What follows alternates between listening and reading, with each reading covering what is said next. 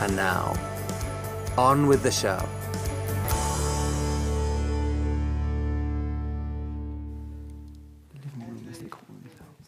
Hello and welcome to TEDxWageningenUniversity's conference on climate. My name is Finn Havinger. I'm the chair of TEDxWageningenUniversity, and I'll quickly introduce a bit about the event, what we're trying to achieve today, and what the speakers will be sharing.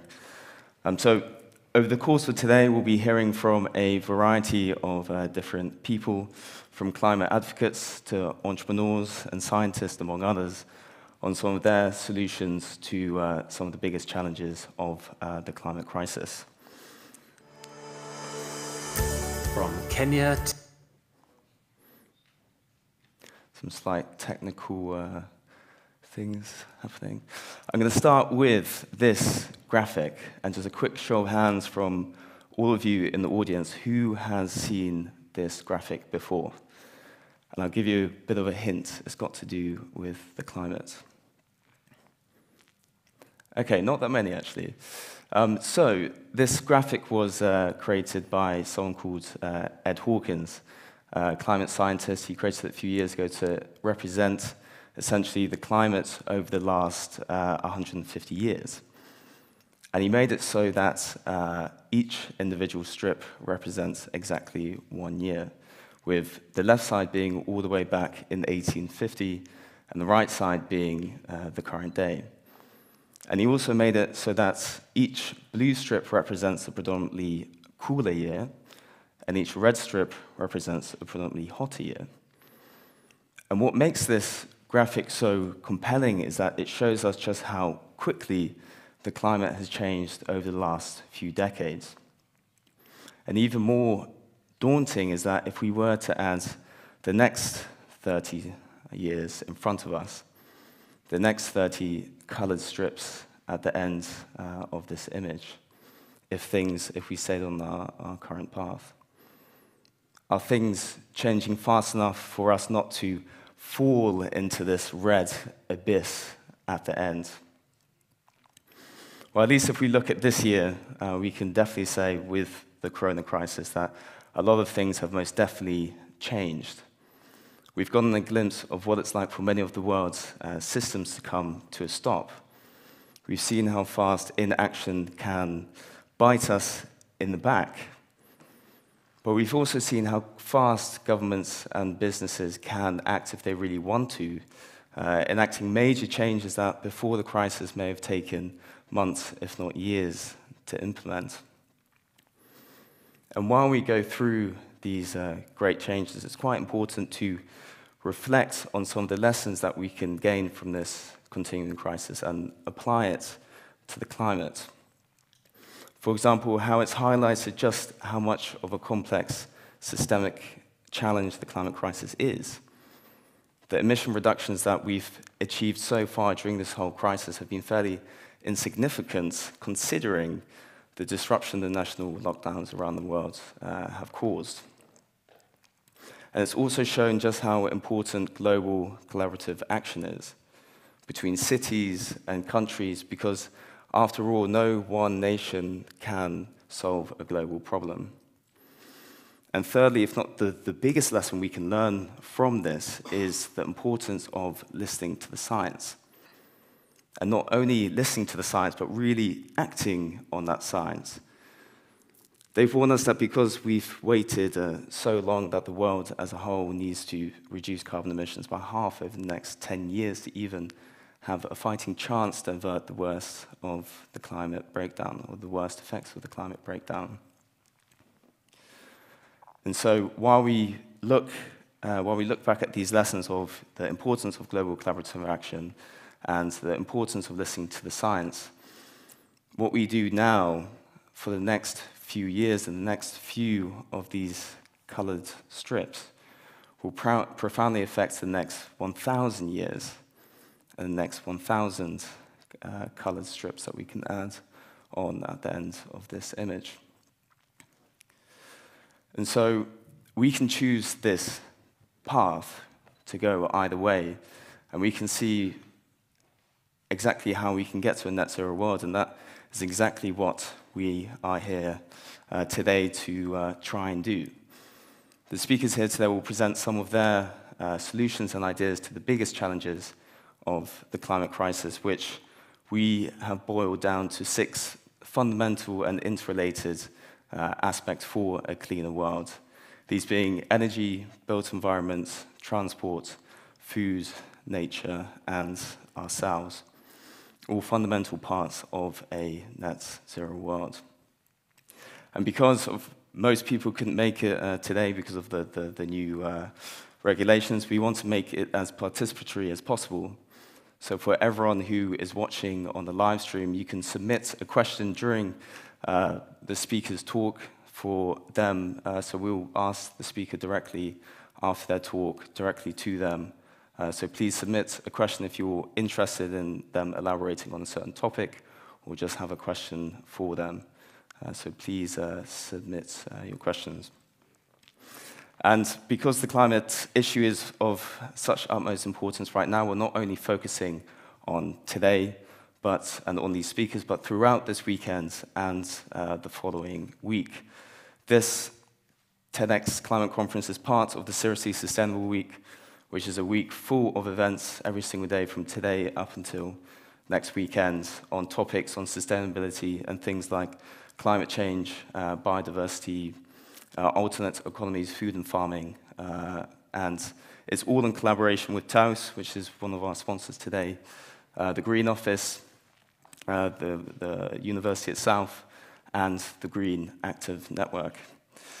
And talking of the Green Active Network, who are a really big part of the Seriously Sustainable Week, if you're interested in getting more involved in climate action and climate organizations locally, they are a fantastic place to go and to look. So we're very lucky to have here today someone from one of the facilitators from the Green Active Network to introduce to you a bit more how to get more involved and what they do. So please, a warm welcome for Gijs from the Green Active Network.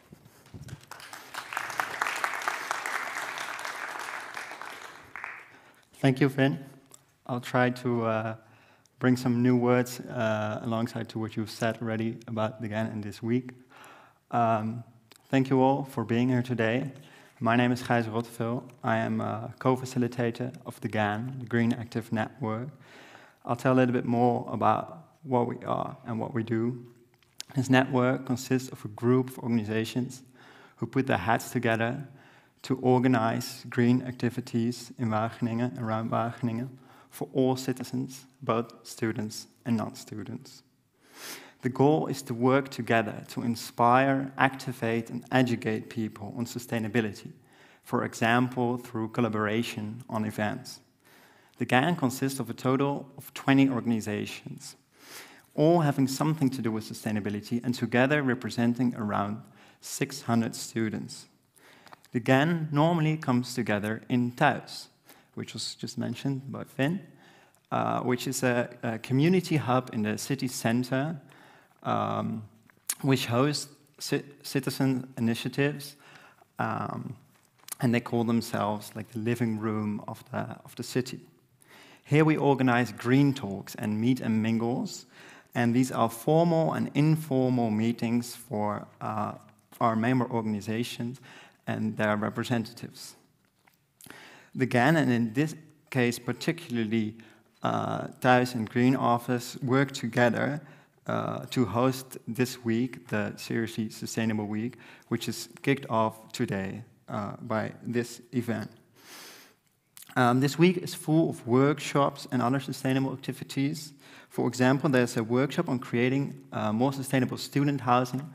There's a clothing swap, and there's also, for example, a sustainable campus tour. And for the whole calendar, you can look on cesu2020.nl.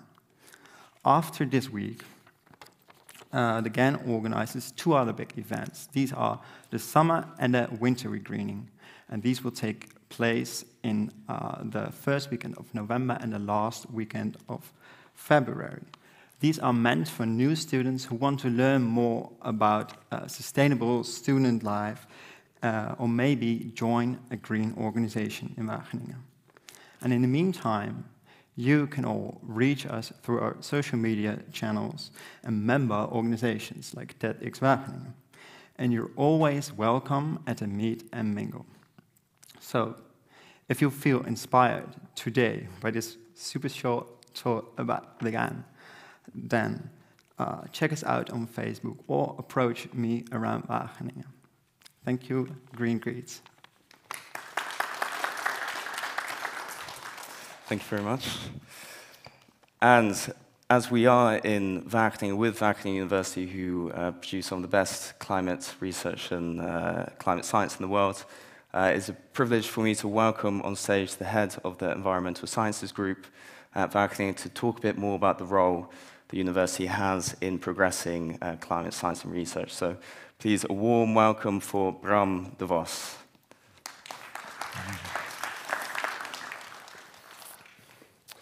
Good morning. Also welcome on behalf of Wageningen University and Research. I'm Bram de Vos.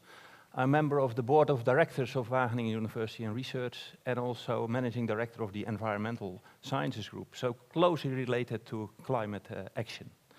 And I was wondering, why am I here on my free Saturday? And why was I at the Sustainability Festival Springtij last Saturday? That's because I think I want to contribute a little bit from my perspective and show the commitment of Wageningen University and Research to these sustainability topics. They are very important. So for Wageningen University and Research, climate change, biodiversity and the research on it are very important. They are in the top priorities of our mission. Our mission is to explore the potential of nature to improve the quality of life. And the quality of life is quite important at the moment. We're in the middle of a corona crisis, but in the background, on the longer term, we have even bigger challenges. And I think climate change and biodiversity loss are the biggest ones. And therefore, we're focusing on that. Looking at that, the Sustainable Development Goals, and especially climate action, are a top priority. We're working on that. And I'm glad to see that the student numbers on climate change, the climate studies, are increasing at the moment. And that's well, you expect that, of course, but we're happy to see that, so there's more focus on that. And also recently, Elsevier published that our publications on climate action were rated as the highest in the world, 220% more impact than the average publication in this domain. That means that our research and our researchers are really focusing on this topic. Then if you look what we're doing as Wageningen University and Research, we're doing research and education, and we're focusing on different scales. We are approaching the topic at the local scale, so locally for farmers, forests, for citizens. We look at the national scale, what can we do in the Netherlands. We're looking at the European scale and at an international, at a global scale. So quite broad, so we're covering the whole world. And I think that's necessary because we're talking about system Earth. A few topics I would like to mention, how we approach this. We're looking, for example, at circular agriculture to reduce footprints. We look at the whole food system and reduce food waste, for example, and looking at different diets. We're looking at precision agriculture, all meant to reduce the footprint and reduce greenhouse gas emissions. Also, and you will hear that today, we have a vision on the future of the Netherlands. How can we use the land best? How can we look ahead and come up with scenarios? Also, what we do is we look at climate smart agriculture. That's more international, how to adapt and mitigate climate change. I think that are important topics. And we have to look at it in a system approach, not isolated. We have to look at the bigger picture. So that's important for us. On the other hand, we see also we can research, but action is needed. It's late already. Maybe we are late, but we have to adapt. So I like the slogan, the moment is now. So what we will hear today is, I think, different perspective, different speakers from different organizations, and I think that's good. We're focusing on food, on transport, on the built environment, on nature, and ourselves. And I think the solutions can be approached in different ways. You can look at nature-based solutions, use natural processes to solve some problems, for example, planting forests. We need technological solutions to fight climate change. And we need socio-economic solutions, because it's also about us, the people, how we deal with the planet. So I'm happy to see the different approaches here. And for me, it's looking at sustainability. How can we work to a greener, more sustainable world for us and for future generations? And it's good to be here together and finding answers together, which is also our slogan. So the moment is now. Thank you, and I wish you a fruitful day. Thank you. Thank you very much. And the last thing I would like to quickly introduce is Countdown. Countdown is a global initiative by TED to champion and accelerate solutions towards some of the biggest challenges of the climate crisis. Their goal is essentially to bring stakeholders from different industries from around the world together to identify and act on some of the best evidence-based solutions towards the climate crisis. So here's a quick video just to introduce to you more about this initiative.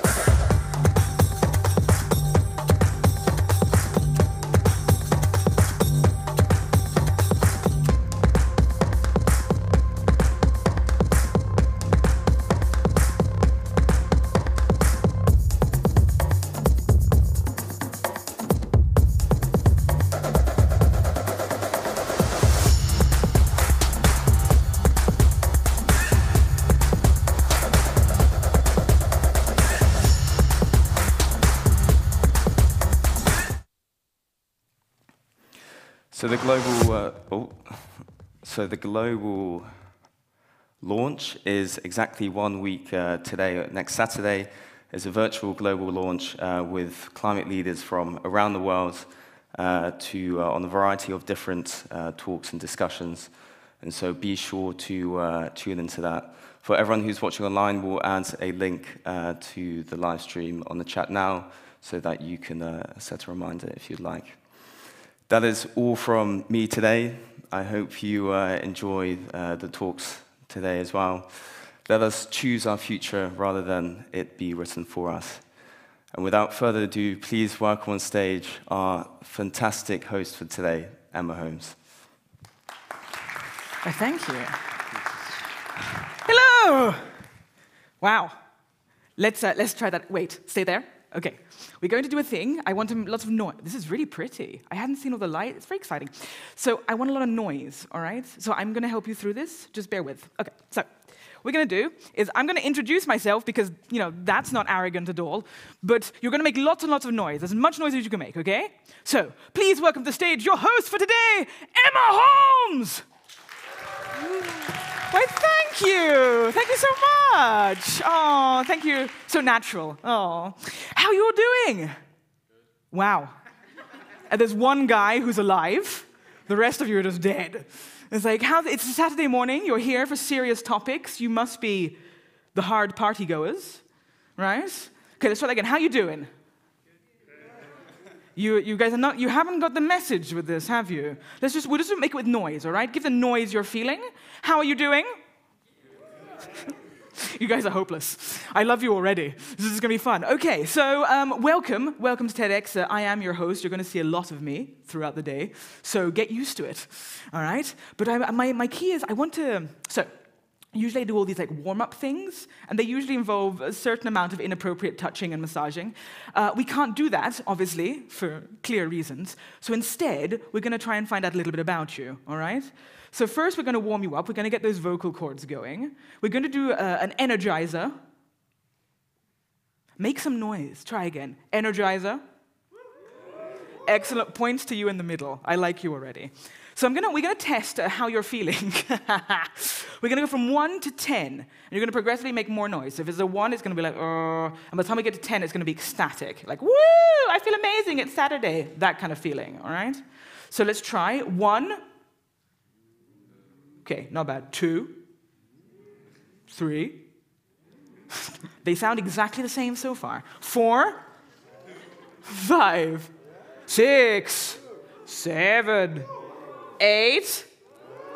You two sound the same. 9, 10. Okay, points to this side of the room. You guys, we have a little work, but we'll get there. I'm feeling it. So we're going to try and find out a bit about who you are. Now, I can't see you, which is possibly for the best, I don't know. But I can't see you. But I can see if you're standing or sitting. And you're on those flappy chairs, right? So this is a great moment for one of those kind of fail videos. So what's going to happen is you're all going to stand up. Actually, no, you're going to sit down. I changed my mind. You're going to stand up if you're Dutch. Dutchies, stand up. Let's have a look. Oh, there's not as many of you as I thought. OK, have a seat. Non-Dutchies, stand up. You're going to get used to this flapping seat effect. OK, so it's quite a lot of you indeed. All right, have a seat again. OK, if you're a student, stand up. I'm sure there's an Eminem song somewhere. OK, quite a lot of students, have a seat. Non-students, stand up. There's a lot of you who are sitting there going, if I'm not a student, I'm clearly a non-student. OK, have a seat again. OK, let's see if we can find the most exotic person in the room. Obviously, this is based on my premise of exotic, all right? So everyone stand up. Yeah, it's like a surprise. OK, if you're Dutch, sit down. Because sorry, we're in the Netherlands. It doesn't feel like it's the most exotic version. OK, so we've got a bunch of you left. Now, where do I think is exotic? I'm going to eliminate Western Europe. If you're Western European, sit down. No. Oh, OK, all right, only 3 of you. Right, OK, so let's, where should we, this really just goes on my feeling for the day of what feels exotic. So if you're Eastern European, sit down. North American. Ironically, not a single one here. OK. How about, let's go Asia. OK, we're down to 3. All right, no, 4. Sorry, I didn't see. What are you sitting down for? You're undecided. Asia. You're from where? Kind of Asia. Kind of Asia. Yeah, Not Asia, but kind of Asia. Where from in Asia? Oh, now this happened last year. Exactly the same thing. They're like, we don't know. We are from sort of Asia. That was exactly the same response. OK, so fine. Turkey, you've already eliminated yourself. You were in the winning here, but you've eliminated it. Because that could have been considered exotic, because you don't know where you're from. But oh well. You're like, yeah, it's a little exotic. OK, let's find out where our remaining top 3 are. OK, top 3, where are you from, my dear? Ecuador, pretty exotic. All right, over here? Brazil. Oh, you've got competition. And last but not least? Ecuador. Oh, goodness. Oh, well, the fact that there's 2 Ecuadorians means that we have to eliminate you, of course. You may have a seat. A round of applause for Brazil. This is the most exotic person here today. You may sit down again. You don't have to stand up awkwardly, I promise. Is there anyone who'd like to challenge that, other than Turkey? He's already made his challenge. No? Anyone who's like, you know what, I'm kind of exotic? I was hoping that'd be someone from, like, Iceland. That happened to me recently. It was like, I'm from Iceland. And I was like, what? Why are you here? What are you doing in Wageningen? OK, so let's, so we've worked out a little bit of who we are and what we're doing. Let's, no. I kind of, oh, look, there's a photographer going. Hi, nice to meet you. Oh, you're taking a picture of me? Thank you. That's not awkward at all. So, OK, let's see if we can, let's find out, OK. I know I need to do one for the Dutchies, don't I? OK, all Dutchies stand up. It's definitely the worst version of that song. OK, all Dutchies stand up. All right, I want to see who's the Dutchest person here. This is going to be my attempt, is who is the Dutchest person? And obviously this is based on my stereotypes, because I don't have any other ones available to me. You're already looking, you're like, I think I'm a good candidate. I'm pretty Dutch. Do you feel pretty Dutch? She's like, oh, I'm very Dutch. OK, so sit down if you have never eaten a croquette. There you are, super Dutch, OK. Sit down if you have, what's a very Dutch thing to do? If you are happy to cycle in the rain. Really, one Dutchie is like, you know what? I'd rather stay home. If you've never eaten a frikandel speciaal, possibly the worst date food ever. No? Herring with onions? All of you? Oh, there's one person who hasn't. You haven't tried the herring with onions? Good choice. I don't think you're missing out. OK, if you don't know how to ride a bike, sit down. OK, now we're going to go to the super level of Dutch. If you have never carried a beer crate on your bicycle, sit down. All right, we're going to get progressively bigger and more unreasonable. If you have never carried a friend on the back of your bike, sit down. Oh, this is going to be hard. Have you never carried a mattress on the back of your bicycle? Sit down. Oh, darn, I lost them all in one go. Okay, well, obviously you're clearly all extremely Dutch. Well, as a Dutch person, like, what stereotypes do you hear them? I was going to say, if you're direct, sit down. I thought no one would sit down. They'd be like, yep, it's me. What do you think is the Dutchest thing? If you meet Dutchies abroad, you're like, weed. Did you say weed? I can't say that on live television.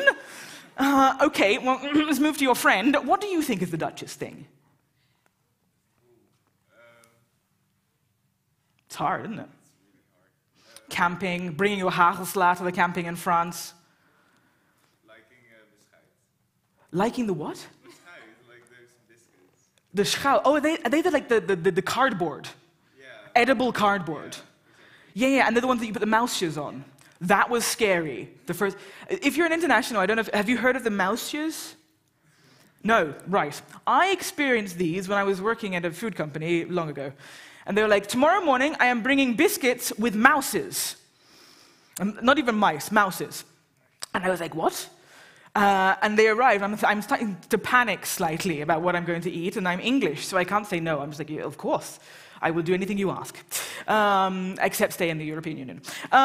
So they arrived, and they brought these biscuits, and they had all these extremely difficult, like they're little balls of aniseed flavor, and they have to try and keep them on the biscuit, and it's a mess to eat. They get everywhere. It's to celebrate the birth of a child, I believe. But that is so the biscuit itself is called a schoute. Is that it? Beschrout. Oh, it's even longer. Yeah. Just to make life even more, and it's not a normal cracker. It's a specific thing. It's a specific thing. And do you only eat it with mice? Or with hagelsla. Or with hagelsla. Super Dutch. What do you like? I like chocolate sprinkles on everything except ice cream. So that's pretty good time. Let's see if we got anyone. Anyone else got like a super Dutch thing they wanted? Oh, we got one over here. He was confident. Sending a tikkie after having a coffee. Yes, the sending a tikkie after having a coffee. I had this when I was first at university, and they were like, okay, everyone did the coffee round, and my Greek friend, it was like 3 of us, had bought the coffees, and I hadn't thought much of it. And then our Dutch friend was like, okay, I will send you, like, you can pay me he had paid, and he's like, you can pay me the 45 cents tomorrow. And the Greek guy just looked at him and went, it's not happening. He's like, why would I learn some generosity? You'll be fine. And this poor Dutch boy's like, I don't know what to do with myself. Like, broke them. The Tikkie is a fantastic app. I'd never used it, and I was like, how hard is this to use? And they're like, press that button and your money will go. And I was like, oh, fantastic. So efficient. Anyway, are you ready to have a good time today? Yes. Thank you. You two at the back are my new favorites. Okay, so we're going to try that again. You ready to have a good time today? Woo! Excellent work. So what we're going to do is we're going to have a total of, I think it's 7 speakers, and we've got a performer as well, and there's me, and they've added an extra level of difficulty because there will be questions involved. So if you're at home, wherever you are, you can send in questions. Not to me, to the speakers. I have nothing to add of value content. I am just here to talk, primarily. So, if you're listening to the talk and you have a great idea, send in a question, and I will hopefully ask it. If you don't send in a question, I might stand here awkwardly staring at the speaker. So help me out. I think it's time for our first speaker, don't you? I think so too. But first, we're going to have to test your clapping because it's not going very well so far. So, I'm going to be testing your clapping. Same thing, 1 to 10, but in clapping noise, all right? Because at the end of the day, they've come all this way to talk to you, and you have to make a lot of noise, and there's only 30 of you in this room for 750 people. I know. As a performer, you dream of performing in a room like this. You're like, I hope there's more than 30 people, but at least now I know that's the limit, what we can do. So we're going to test. So, 1 is going to be like, little claps, and then 10 is going to be like, we all go crazy and have a fantastic time, all right? I know it's Saturday morning. I know coffee has not yet sunk in. We will get there together. So we'll just try 3. Let's do a 4 in clapping.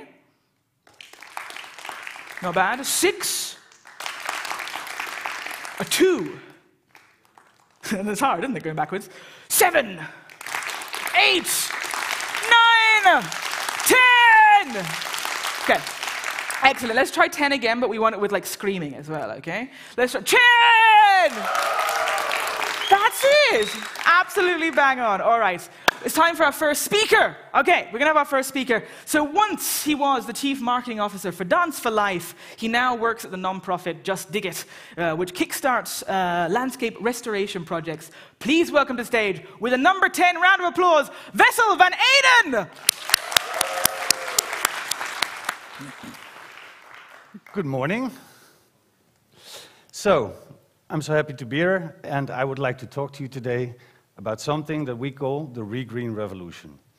This is a super ambitious decade plan to restore ecosystems across our planet, and especially in our case in Africa, in the coming 10 years. Just Dig It is all about positivity, but also about urgency. If you look at climate change, we have the next 10 years to really make a difference, and we need all of you, all the corporates, all the universities, the United Nations, every individual on this planet to support that cause. But before I get into that, maybe a little background on how I got into being part of this Re-Green Revolution. So I studied marketing and communication. The purpose part came later. And during my studies, I wanted to go out a lot, like students like to do. I know it's a bit harder now, but so in order to get a lot of free tickets for electronic dance music events, I decided to start my own promotional company and do promotion for larger festivals, for club venues and stuff like that. So I organized that with the flyers and the posters, and it sounds more fun than it is, because it also means you have to be at the door at 5 o'clock in the morning, handing out posters to people who are just, well, not into that at that moment. So at one point, I was finding myself at 5:30 in the morning at one of the most iconic venues in Amsterdam, and this guy came up to me and he said, look, I see how you're doing this, and I think that's really more professional than the people that we have been working with. So would you be interested to come to our office to talk about a job in marketing? So I said, cool, who are you? And it turned out he was actually the boss of this event. Probably some of you know this. So I headed over there, started working in marketing during my studies, and really had, one of the best times. It's all about hedonism, having fun, having a good time, traveling the world. But it really brought me on a path, because during this time, when I was at this company, I also met Dennis. And Dennis is the co-founder of Dance for Life. And he came to me with a piece of paper that really said, Wessel, we're going to do something big, it's going to be positive, it's going to be inspirational. Bono has to join, Tiesto has to join, all the companies have to join, and you have to join. And that turned out to be Dance for Life. So during my time at Dance for Life, I had 8 years. We went from that paper to just being active in 33 countries. At the peak, we had 1.5 million kids going through our educational program. All of them were educated about HIV and AIDS, but most of them really got excited about the fact that they were rewarded with an event as a closure of Dance for Life. So at the peak, we had events in the Gelredome, in Arnhem, in Indonesia, in Russia, in African countries. And all of these kids dance for life. So why am I telling you this? Because it brought me to the story what I really want to talk to you about today. That if you use positive storytelling and communication for a noble cause, then you can actually create a movement and create change. And if you look at one topic that's really important, it's climate change.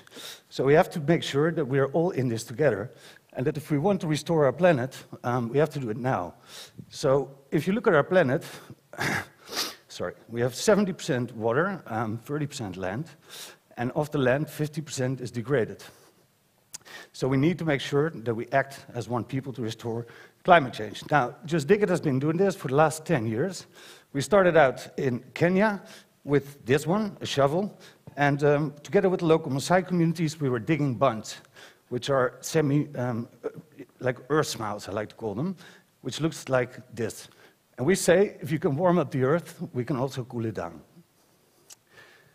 So looking at the earth smiles, it's vegetation. So in many of the countries that we work, the top layer of the soil is so hard that even if it rains, the rainwater is not able to infiltrate into the soil. So by digging and opening up the top layer of the soil, you allow rainwater to seep into the soil. And nature-based solutions can contribute to 37% of the solution to climate change. And in doing so, also positively impact water, food scarcity, migration, and biodiversity. So it's basically the holy grail of all of the problems that we are facing. So we started in Kenya, and we have already dug 120,000 earth smiles, and that looks a bit like this. So we come to the area, and it's completely dry. The grasses are dry, the trees are dry. And then we do the digging together with local communities. And you will see during the rains, the water will infiltrate into the soils, but exactly in the in the pits that we have dug. So this is sort of the normal regreening taking place. But really now you can see that the vegetation comes up, it sprouts out, and because there's so much more water available in the system, it will spread out to the whole ecosystem. And then when you're back in the dry period, you can see that actually with a shovel, you can turn around a complete ecosystem within the course of 1 year. So that's a super powerful tool to regreen degraded landscapes. And what it does, it actually impacts the livelihoods of people. It impacts biodiversity, but it also improves their livelihoods because people didn't use this area anymore because it was so severely degraded. Now, 120,000 Earth miles is cool, but the technique that's probably even more scalable is, one more thing I want to show you is this. These are 6,000 of the Earth miles. It's a corny term, but they make the Earth smile, so that's why we chose it. You can imagine what 120,000 looks like. And this is our Kenyan project, but the project I would like to talk to you about even more is our Tanzanian project, which is even more scalable and really also depends on communication and positive storytelling to spread a message. So in Tanzania, we use a technique called kiziki hai, or in English, we call it farmer-managed natural regeneration. I prefer the Swahili term, kiziki hai. And basically what you have to understand is that there are hundreds of millions of trees that are being cut down in sub-Saharan Africa for firewood, for timber, for charcoal, or different purposes, but often like this.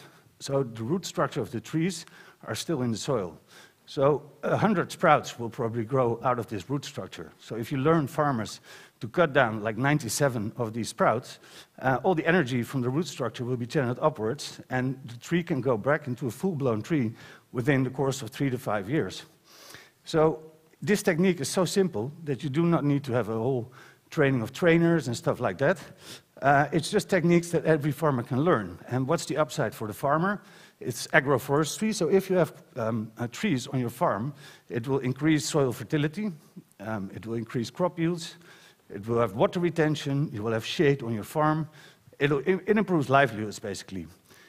So we do this in Tanzania, and so we trained farmers in each village where we work, and again, these are very rural villages, and the idea was that people would go to their villages after having been trained and then spread the word. But that worked to some extent, because people are just busy surviving, and these people were not seen in their communities. So what we came up with, together with our partner, is a movie roadshow. And this movie roadshow is a documentary about this technique, but also a really funny documentary featuring comedians, featuring, you know, beautiful drone shots. No actors, just people from their communities. And basically, it's a documentary that shows the upside potential for the farmers if they start practicing this technique. And we tour across all of the villages in the region that we work in. It's an area the size of the Netherlands. And we have the whole day of drama, of singing, of workshops. And then when the sun goes down, we show the documentary. And on average, before, maybe less than 10% of the farmers would adapt the technique. But by seeing the movie and by seeing the people in their communities, almost half of the people in the village will start adapting these techniques. And there you feel that something's happening, empowered by communication. Because if half a village has a greener farm and more crop yields, you can imagine that the rest of the village will also go and say, hey, I want that too. So they are training themselves. So this technique is super scalable, and in the last 3 years, because we've only been doing it for 3 years, we have regenerated 5 million trees. And this, again, this tree used to be a little cut down tree in itself.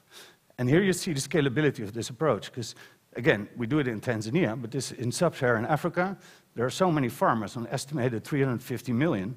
So what if we are able to work together and reach those 350 million farmers using simple techniques, low-tech techniques, and use communication, mobile technology, because even people don't think so. Many of the farmers even have a phone, even if it's an old Nokia with the dial pad, they get paid through their phone. So there's a direct communication possibility with these farmers.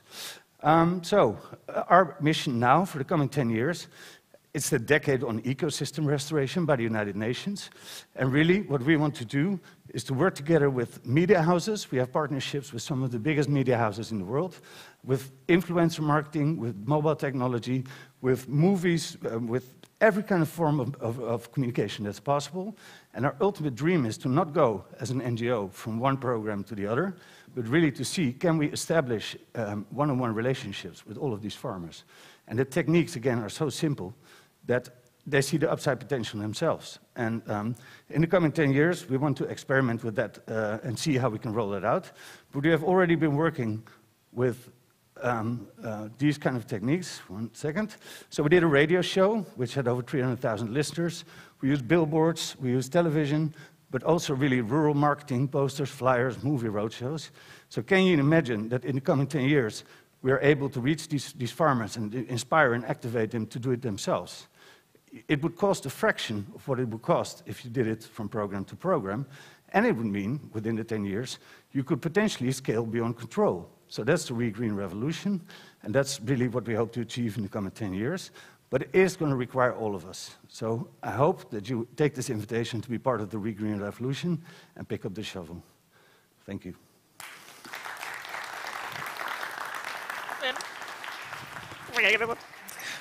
Wait, Vessel, don't leave, Vessel. Behave yourself. Sorry. I was also kind of like, we need the question. Okay, this question is, what are the? That's all as far as we got with that one. What are the? What are the? Okay, the question I have for you first. How are you feeling? Give another round of applause. He came out there and did this. It's awesome. I'm feeling okay. You're feeling okay? Yeah, I didn't sleep very well last night. Full moon, I guess. But, I had the same problem. Yeah, it's disturbing. I'm wondering if I'm a were-chihuahua or something. I don't think I'd be a wolf. I'd love to be a wolf. Okay, so we have a question for you. What are the key factors that influence or help your company grow and achieve all the wonderful goals? The word wonderful is in there. The key factors, I would say, again, a strong communication approach. Mm-hmm. So to be able to have free media, because if you have to pay for it, it's going to cost a lot of money. And simple techniques, and for people to understand the potential of nature-based solutions. So if we all know that restoring Mother Nature, we can restore an area twice the size of Europe or twice the size of China, because they're identical in size almost, but if we are able to restore that kind of scale, we can mitigate global warming by 37%. We can positively impact nature, climate, people, and all of that. So just to get that message out there, not only here, but especially to the farmers in Africa who can restore their land. Fantastic. All right, it's a great answer. Another question, which I think is the one that they were trying to write down, or at least something. So it is from the internet, this one. Is there any big challenge you faced over the years, and how, what was it, and how did you overcome it? Yeah, I think when we started out, one of our founders was born and raised in Africa, and although he intended very well, NGOs tend to go to Africa to try and help with the best intentions, but I really believe the only way to sustainably regreen is to put the ownership completely in the hands of the local community, so at some point you can leave yourselves again. Yeah.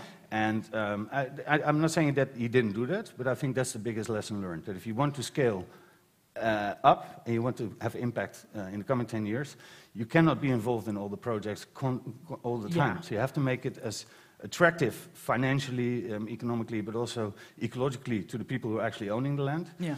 And then leave it up to them. Just inspire and activate them to do it themselves. I think that's a great answer, and I think it's probably very, very relevant. Thank you so much, Vessel. You are welcome to leave now. Thank you so much. Give him a round of applause.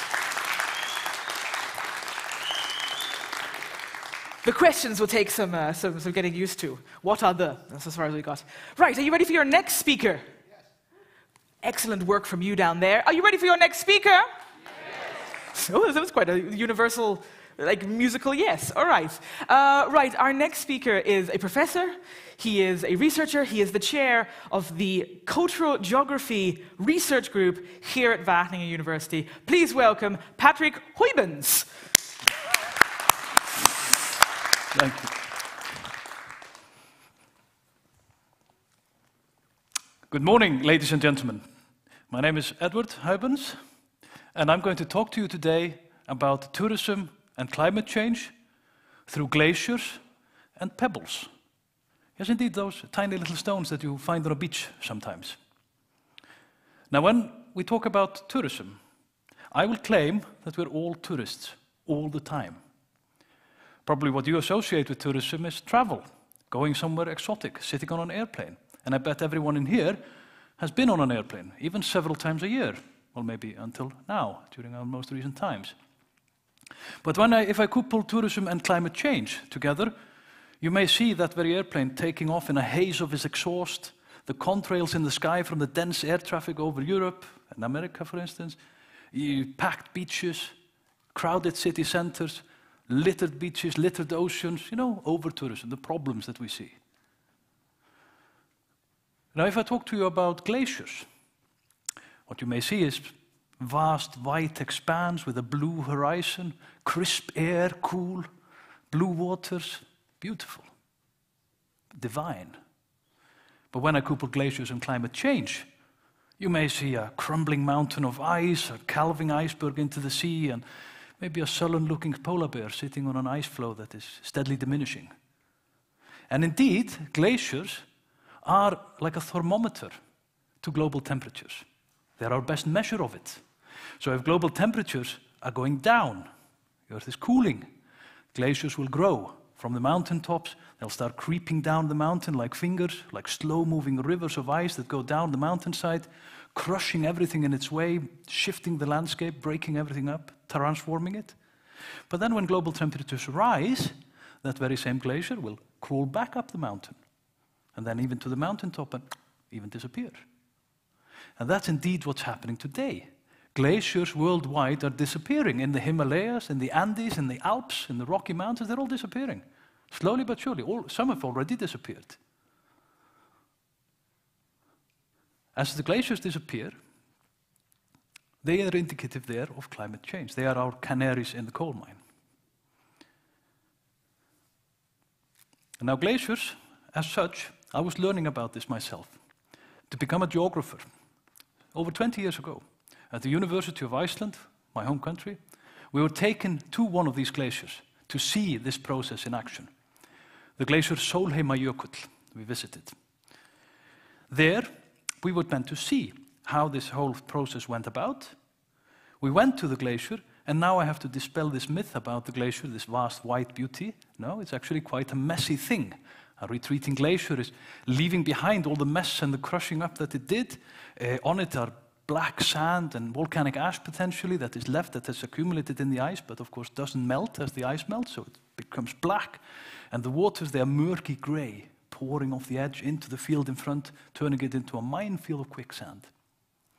So there we were, looking how it worked, and what we had to do was to hack away at the till. That's the stuff that was left by the glacier underneath it, very compact, because the slow-moving river of ice is very heavy, compacts everything underneath into a concrete block. And from there, we had to hack out some pebbles. And if you measure the pebbles, their direction and how they're arranged in the till, in that bit, then you can see where the glacier was flowing and how it was going. Now, at the same time, Sólheimajökull is also a very popular tourist destination. So whilst we were there hacking away at the till, you would have tourists coming in buses and rental cars, offloading, walking towards the glacier, taking a picture, uploading it and sharing it with friends and family. Indeed, a highlight to come to Iceland to see ice. So they snap a picture, share, been there, done that. Come up to the ice, wash away the blackness, take a piece of it, put it in a drink, or even bite at it, strap on some crampons and walk on the ice. Been there, done that. Off they went then. Several groups like this. And off they went to the next attraction and to the next experience. And indeed, this is how global tourism works. Mostly. People ticking away at experiences and must do things. Crisscrossing the globe to see things that they have to see, to experience things they have to experience, to do it. Been there, done that. Sharing it with friends. Telling everyone where I've been. That's international tourism. And how it is growing year on year.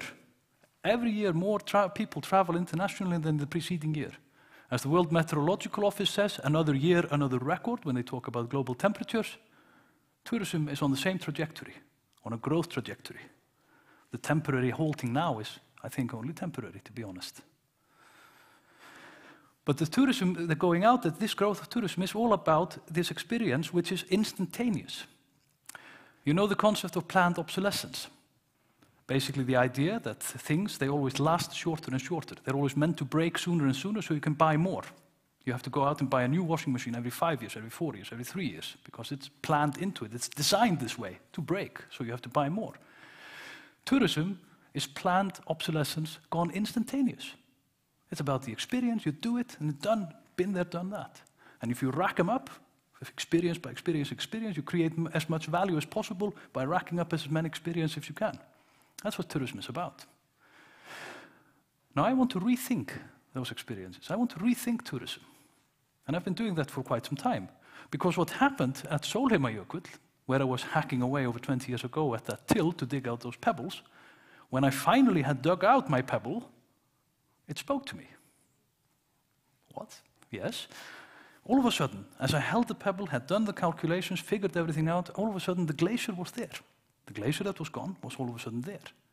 I got an intimate sense of a rhythm way beyond my rhythms, maybe on the rhythms that I wake up in the morning, go to sleep, eat, all that you know. All of a sudden the glacier was with me. The rhythm of it advancing, retreating, in correlation with global climate change fluctuations for decades, for hundreds of years even. All of a sudden I felt that. I could see it, I could sense it. In the very same way, I got an intimate connection to the ground which had been turned up and torn about by the glacier itself. The pebble awarded me an earthly attachment, an earthly connection, at the same time as it afforded me a window into different temporality, more than human rhythms, more than human temporalities, a sense of it. Quite an amazing moment, of course, quite the epiphanous moment. And I've been thinking for a long time, how can that tell us about tourism? And for this I conceived of 3 destinies for tourism, or 3 futures for tourism. One, we can call non-carbon tourism. Basically traveling without using fossil fuels.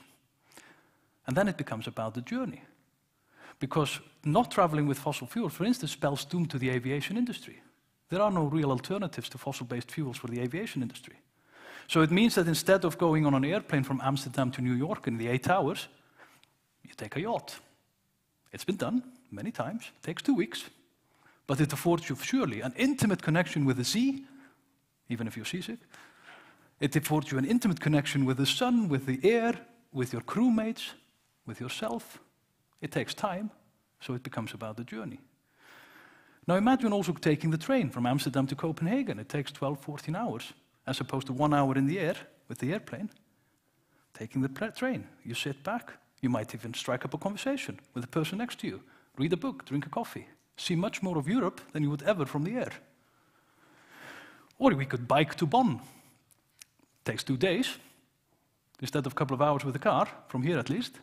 So you bike to Bonn, but then you will get an intimate sense of the lay of the land, the air, the wind, the rain, the drizzle, the sun.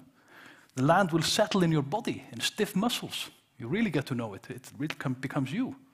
You might even encounter a pebble. You can stop, pick it up, see what it has to say.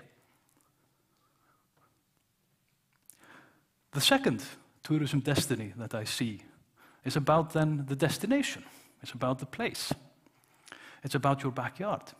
We don't have to be traveling all the time, all the far-flung corners of the world to gain those experiences that we seek. They might just as well be in your backyard. Have you ever met your neighbor? She might be as exotic as a New Guinean tribesman. Can you name the plants in your backyard? Have you met all the animals that live in and around your house? You'd be surprised. Have you felt the warmth of the sun in your own backyard? Have you seen how blue the sky is from your own roof? Have you tasted the food in your fridge? Really savored it? Allowed yourself time? Have you been to the restaurant around the corner? Or the new cafe that just opened a block away? Have you really tried this? Have you really been? Really been? So the third tourism destiny that I conceived of from my conversation with that pebble was a kind of stewardship notion, combining these two. Taking care of yourself and the place. Nurturing these local attachments for the benefit of local community and the local economy. Nurturing these attachments for the benefit of yourself. Basically, sitting down and smelling the roses, roughly. These experiences, I think, are important to conceive. Because with this, we all become tourists all the time. Jet-propelled globe-trotting cannot be for everyone. The 7.5 billion people on the planet cannot all go to see all the sights we must see and do all the experiences that everyone has to do. It just doesn't work. It's only for the few. And those few are in the process laying waste to the planet for the rest of us. So let's think this differently. Let's move towards tourism where experiences abound everywhere. Let's start thinking about how you design earthly destinations, places that allow for this earthly attachments, this connections to different temporalities, different to the ground, to the place. What could a destination like that look like? A place where you go to, which is about nothing. Being there for 2 weeks, doing nothing. Why not? The thing is, we need to think our tourism experiences not as instantaneous gratifications, experiences we buy off the shelf. Climate change is indeed the crucial challenge facing humanity at the current, and climate change we can change by the choices we make. Current society is animated by consumption. We are supposed to buy solutions to everything we need. I'm challenging you now to think differently about this, about consumption, from a tourism perspective. Tourism is not the biggest emitter of global greenhouse gases, but it's indicative. The way in which we practice tourism today is indicative of the core of the problem, which is the way in which we consume the aspirations and the desires we seek gratification for. So to end, I challenge you to go out there, find your pebble, and allow it to speak. Let's see if you can listen, or if you find something to hear. You'll be surprised. Thank you.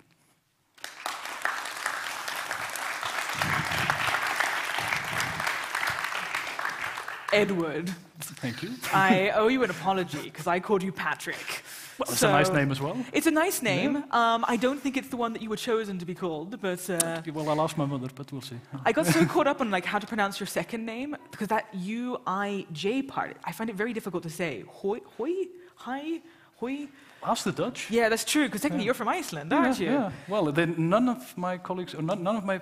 In Iceland, they called me Hoogie Bennis. Hoogie Benz. No, That's what I was going let's not for do that here. I originally. mean, no. I mean, Hoogie Benz doesn't sound quite as cool. I don't know. It has a ring to it. There was a cartoon series in secondary school about Count Hoogie Bennis, being me. Oh. Right, I do have a question for you. It is possibly the world's longest question, but I think you'll like it. Many consider tourism to be one of the driving forces for economic growth in developing regions or countries. Indeed. How could slow tourism, or stay-at-home tourism, affect those destinations? Well, that's a very good question, of course. I mean, but what I'm emphasizing is that tourism and travel can also be about the journey. So you can indeed go somewhere. I'm not saying stay at home all the time. That's one option indeed. But the journey itself, make it matter, make it count as part of going to a place. And then when you go somewhere, like for instance to these places that are depending on tourism, well, I think they would be much more grateful if you would stay for a couple of weeks, doing even nothing. Just embedding yourself in this locality. Not having to go and buy a particular experience that often is catered to by international firms that are actually there present to do that, you know? Right. So there is not necessarily a correlation between development inside, you know. So it's a complicated issue, but what I would say as an answer, think about the journey as well, and think about doing more than just buying that experience you're supposed to have at that location. Yeah. It's a great answer. So basically, in essence, experience the city as well, almost as a local. As, you know, embed yourself as best as possible. Sit on a bench for a whole day on the public square and just smell the roses. Smell the roses. Exactly. That's a fantastic answer. Thank you so much, Edward. You're welcome to leave. Thank you very much. Give him a round of applause. So, how's everyone feeling? You need a stretch? No? One person's like, I don't ever stretch. Leave me alone. What's your name, my dear? Eric. Eric, nice to meet you. Where are you from? Roermond in the Netherlands. How exciting. All I know about Roermond is probably what everyone who knows is the big shopping center. Yes. Do you have anything else, any fun fact about Roermond that is unrelated to the shopping center? No. Everything else except the shopping center. Uh-huh. That's everything else. I don't know if that was philosophical or just a very cleverly avoiding the question, but I will take it from you, Eric. That's okay. Okay, so anyone got a... Okay, I realized that we have only 30 of us here today. I feel by the end of today, I should have interacted with all of you. We should all know each other a little bit. So we've already met our super Dutch team over here. What are your names, by the way? I'm Dennis. I love that you looked at him and you're like, I don't know what my name is. What's my name? Who am I? Dennis and... Now, Marloes, you do have a proper Dutch name, don't you? It was like Marloes or Marikas, the options I have here. Okay, Marloes, nice to meet you. And who are you, my dear? I'm Sirak. I've been here last year as well. You were here last year too? I mean, not here, but you're in another place. So you remember me, you remember all my tricks. Oh my goodness. I'm not wearing my penguins this time. I had a penguin shirt last time. Very fancy. I'm getting off topic. Right. Okay. So, and Sirak, where are you from? I'm Dutch and Egyptian. Dutch and Egyptian. What a combo. All right. What do you think of yourself more as? I'm thinking myself more as a student. As a what, sorry? As a student. You're like, I'm a student. That I'm a student of the world. This is what I do. And what do you study, my dear? International Land and Water Management. International Land and Water Management. Very Wagner. I study the waters. And everyone's like, we don't want to end on top of us. Okay, nice. And do you have any, where are you from in the Netherlands? Nijmegen. Nijmegen, okay, exciting. I live here, technically, so. I love that you seem to be uncertain about whether you live here or not, Sirak. Yeah, I mean, I'm a person that's in between. Oh dear, I'm a person who's in between. I don't have a bedroom. I roam the streets at night. Is that what you do, Sirak? Well, I do roam the streets, but that's only for stargazing. Only for stargazing? Are you a stargazer? Oh, and then you must teach me what that means, because I look up and I go, it's really pretty. And then nothing else. Because I don't know what's what. I'm like, is that one brighter than that one? Who knows? You can teach me, Sirak. We'll discuss this later. Okay, are you ready for your next performer? Are you ready for your next speaker?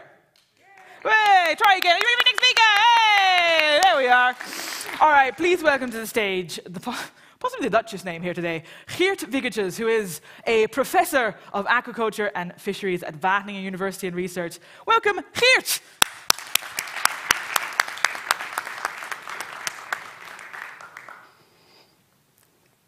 Good to see you could all make it.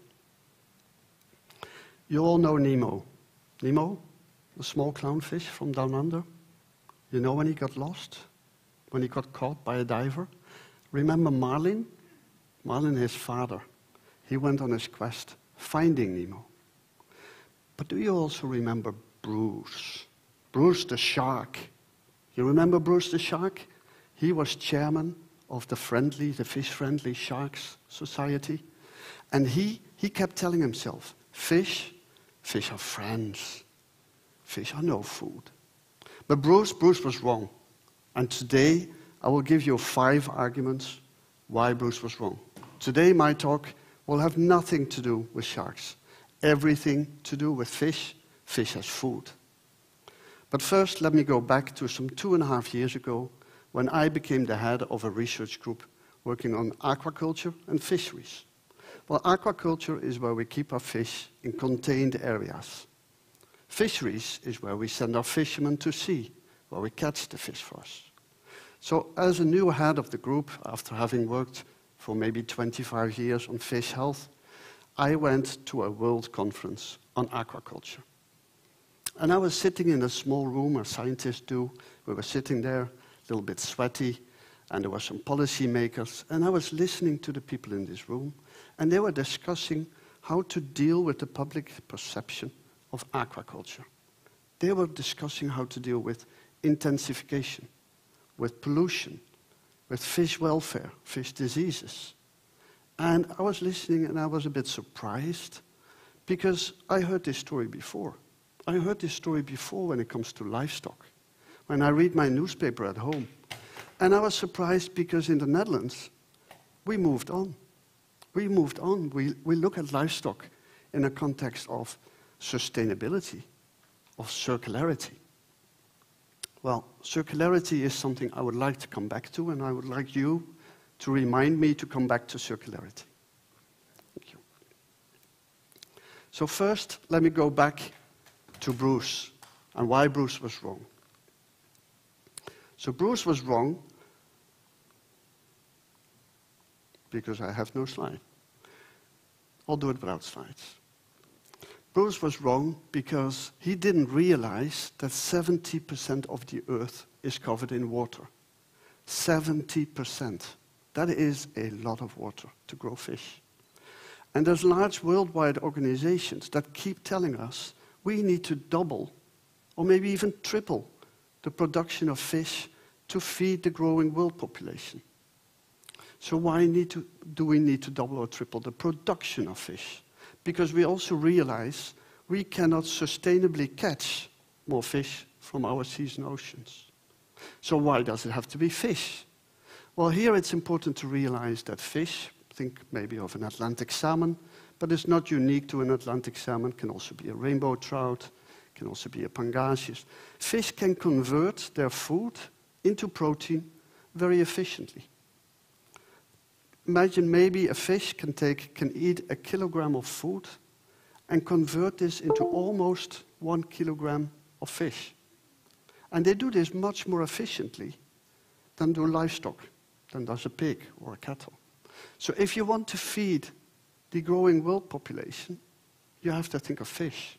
We like to refer to this as the blue revolution. The name comes from the green revolution when we managed to multiply the production of crops. So that was my first argument. My second argument is that fish are healthy. Think of oily fish. Think of tuna. Tuna is a fish species that is used in Japan a lot. People in Japan are known to grow very, very old, and they have a diet that consists of fish and fish products. So fish are very healthy. And even better, when your fish is grown in aquaculture, then you know where the fish have been grown, and you know what they've been eating. So actually, you know that they are safe to eat. My third argument. Fish are green. Not literally. If your fish is green, then please do go back to the fish shop and buy fresh fish. No, fish can be green from an environmental point of view. So imagine you are living in Europe and you go south. During the holidays, you want to see some sun. So you go to South Italy, maybe Greece, and you like to eat sea bass or sea bream. Fish species very popular in the south. These fish species, but again, not unique for them, also tilapia in Asia, they're grown in what we call open systems, in nets, in the sea, in this case, the Mediterranean Sea. And as long as you don't keep these fish in too high densities, the surplus minerals, the waste produced by these fish, are simply diluted in the environment. We have alternative systems, we call them multi-trophic systems, where we combine fish with seaweed and with shellfish. So the minerals produced in the feces of the fish are used by the seaweed to grow. The seaweed can be used by the Japanese to wrap the sushi. And the shellfish are natural filter feeders. So think of an oyster or a mussel, and those leave the environment even cleaner. Another example. These days we move the production, the aquaculture from sea to land. And we call this recirculating systems, recirculating aquaculture systems. And in these systems we can heat the water with solar energy, with wind energy. We recirculate and we can reuse all the waste products. So we are in full control of the environment. That was my third argument. So now my fourth. And for that one, I would like you to relax for a moment. So please take a relaxed moment to sit in your seat and imagine yourself to be a fish. You are swimming in the ocean. You are with thousands of your best friends. And from your birth onwards, you can eat and you can do whatever you like. You can go anywhere. You can choose your preferred food. You can choose to swim in a school, but you can also choose to swim solitary. You might even meet the occasional shark. So your whole life you spend in your own preferred environment. Last argument. Stay relaxed, please. I'll take you to aquaculture. In aquaculture, you are in a contained area. So that means I protect you from predators. You won't meet the shark. When you have breakfast in the morning, I provide you with a meal full of vitamins. When you have your evening meal is full of protein, fatty acids to make you grow strong and healthy. And at the end of the day, when sadly, maybe, you do have to be caught and eaten and slaughtered, I will make sure that when you are slaughtered, I do it in the best possible, humane way, because your welfare is my concern. So now I've just given you 5 arguments why fish are food. And now, thank you very much. I would like to come back to circularity. In a circular approach to livestock, for example, we aim to not lose any minerals, any nutrients. We like to reuse our waste products. We like to combine all these and make sure we don't have any loss. We like to think local. And why don't we also do this for fish? I've mentioned a number of fish species to you today, but I haven't even touched on the variety of fish species that we can catch or that we can grow. I've mentioned a number of production or catching systems to you. I haven't even touched on the diversity of those. So I haven't even managed to outlay for you the full diversity of life underwater. I call this diversity in blue. Why is this important? Because diversity in blue will allow us to customize our circular approach. It will allow us to combine the green and the blue. Why would we take a different approach? So, in the end, why not combine the two? Why not, when I go to a world conference on aquaculture, why not make me proud to say, I am the head of a research group that studies aquaculture and fisheries. So remember, circularity, remember, diversity in blue, but above all, remember, fish are food.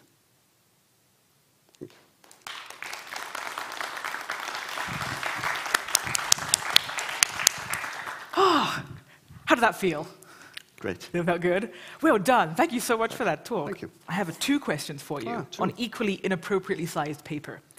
So, you ready? Yes. Right. What can individuals do in order to stimulate and promote aquaculture as a more sustainable alternative to fishing? I think what individuals can do is they eat fish only with the right branding. We have a Dutch word for this, keurmerk. Keurmerk. Is this like the sustainable labels or? Sustainable labels. Yeah. So if you do go to the supermarket, most of the time, those fish will have a sustainable label.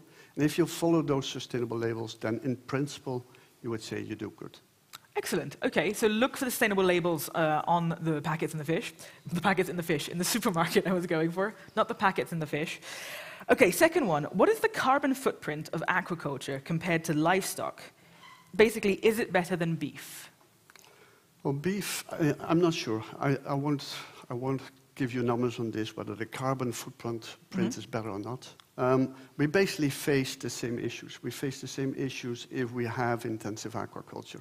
We will move the food, the feed, from one side of the world to the other side of the world, and that will have an impact on the carbon footprint. Right. Okay. Excellent. Thank you very much. Those are the 2 questions I have for you. Another round of applause for Geert Wiggertjes. Thank you. Woo! Righty. Okay, so we've 1, 2, 3. Okay, next. You, my dear. Ah, Turkey. Yes. So, do you have a fun fact about Turkey for me? Other than it's kind of Asia. There's no camel. There's no camels in Turkey? Yes. Is it a big misconception? Yes, unfortunately it is. It was like, so how are the camels? And you're like, please stop. There are no camels in Turkey. Yeah. Okay, so no camels in Turkey. It's a pretty good fun fact. Didn't know that one. Actually, I'm half German. Half German, half German, half Turkish. Interesting combo. Do you have a fun fact about Germany too? Because you're doing really well with the Turkey one. No, I haven't been so much time in Germany. That's why I'm not so. Okay, so you haven't been there so much. So Turkey is your main residence, was it originally? Before you came to Wageningen? What brings you to Wageningen? Actually, business. Business. Well, you sounded very professional about that. Business brings me to Wageningen. Or illegal exchanges of things. What do you do in business? Actually, I'm working on smart recycling with artificial intelligence. Oh, wow. That seems pretty interesting. Smart intelligence. I'm also here in sustainability conference. I see. So you're like, I'm eyeing out what could be of interest then. All right. Thank you very much. What's your name? Homer. Nice to meet you, Homer. Okay, we'll get to you guys later. I think it's going to be hard to get through everybody, but we'll try. We'll see if we can find everyone. Right, you ready for your next speaker? Yes. No, I can't feel it. Are you ready for your next speaker? Excellent. I'll go with the yes. It's kind of fun. The hyper, yes, that works well. So we have an actual Patrick this time. So we have, he is an entrepreneur in the field of decentralized energy. He is also the Benelux coordinator for Al Gore's reality project. Please welcome to the stage, Patrick van der Meulen. He is over there. Okay. Thank you. Thank you, Emma, for the introduction. What I'm going to talk about today is a fundamental change in the way we work, we live, we produce, and transport ourselves on Earth. In the future, we will use energy differently. But why should we? Well, the climate crisis is changing everything we have known and taken for granted. The impact on our world is catastrophic. We now experience heat waves and record high temperatures all over the world. In parts of the Middle East, Africa, and Pakistan, it now regularly becomes 50 degrees or even warmer. In Karachi, Pakistan, they are preparing for the next heat wave by digging mass graves for the deaths that will take place. But the climate crisis is also disrupting the water cycle on Earth, as 96% of all that extra heat is trapped in our oceans. And with rising temperatures, we see more water evaporate from our oceans, and this creates these big hurricanes that we have now seen. Those hurricanes creates also more moisture, rainfall, and downpours, as we have now seen in the United States, parts of Europe, and Asia. And it sounds like a paradox, but the climate crisis is also creating more droughts. Those droughts are created by the moisture that is pulled out of the soil and creating those longer and deeper periods of droughts all around the world. Those droughts, in combination with a hostile environment, creates also more wildfires, as we have recently seen with the wildfires in California and Australia. The climate crisis is forcing people to move, creating a new type of refugee, the climate refugee. And of course, this has many causes. But the climate refugees are mainly because of the climate crisis. Parts of East Africa are no longer livable. In Central America, people flee northwards to cooler temperatures. And of course, there are economic refugees. But most of them are just looking for food, drinks, and a safe future for their children. You would never consider trekking across the Mediterranean in a small boat or walk thousands of kilometers if it wasn't either a case of life or death. And our answer to those people is that we build a wall and try desperately to accommodate those people in the region. But the gates of hell are already open, and we can expect 1 billion climate refugees only in this century. The slide isn't really working at the moment. Yes, there they are. What's the reason for this? Well, the climate crisis knows many causes. Transportation is involved. Our meat consumption and agriculture plays a big role. But the number one cause of the climate crisis is still the burning of fossil fuels, mainly from coal, oil, and gas, and the CO2 emissions that are released with them. We still rely for 80% of all our energy needs today on fossil fuels. And our use and emissions have gone up dramatically since the end of the Second World War. We not only have to change, and we want to change, but we also have to. Because besides the negative impacts on our environment, it is also a big threat to the global economy and to businesses. Here are all the fossil fuel reserves that we have burned in the last 170 years. And this is the percentage that we have burned in the last 20 years. This is the amount of fossil fuels that we have discovered and proven to be on the books of those fossil fuel companies and sovereign wealth funds that own them. And this is the percentage of fossil fuels that scientists say still could be burned and gives us a firm chance to stay within the 2 degrees increase as set in the Paris Climate Agreement. Well, what about the rest of it? The rest of it is subprime unburnable carbon reserves. They simply cannot be burned. And for that reason, they are worthless and a $22 trillion liability to our global economy. And of course, this has big downsides, especially for those companies and organizations that are heavily dependent on it. But luckily, we have the alternatives available. And it's not all bad news about fossil fuels, because the burning of fossil fuels have given us an enormous wealth and progress. It was the basis of the Industrial Revolution, and with it came access to energy and mobility. It was the basis of our Western prosperity as we currently experience it. But now we can move on. Move on to something better. Energy without burning. We transition from energy sources that are based on the process of burning and transition towards energy without burning. Renewable energy sources like solar and wind energy. But we're not only changing the energy source itself. We also change the process and the way the energy market is organized today, from a centralized energy supply to a decentralized energy supply. Today, the energy market is in the hands of a very small group of organizations, and they determine the price, the energy sources that we use, the grid infrastructure, and the usage. And in the future, this will transition to a decentralized energy grid, and the power goes back to the people. And in essence, it changes a lot. It changes the way the energy market is currently organized, our dependability to it, the ownership of the energy sources that we currently use, the business model of those companies, the infrastructure of the energy grid, the availability of our energy sources that we use, the price of energy, the way we use and produce it, our type of economy we have and also want to have, and the effect on our climate. In essence, it changes everything. But how is it organized today? Today it is a top-down structure, a small group of companies that rule their energy empire. We all dependent on them because they supply the energy that we currently need. It is strange, but they own also the energy sources, not the countries, not the people, but a small group of companies own our energy sources that we need. And the business model of those companies is only based on consumption. The more you use, the more you pay, the more they earn. And the grid infrastructure that we use is a one-way direction.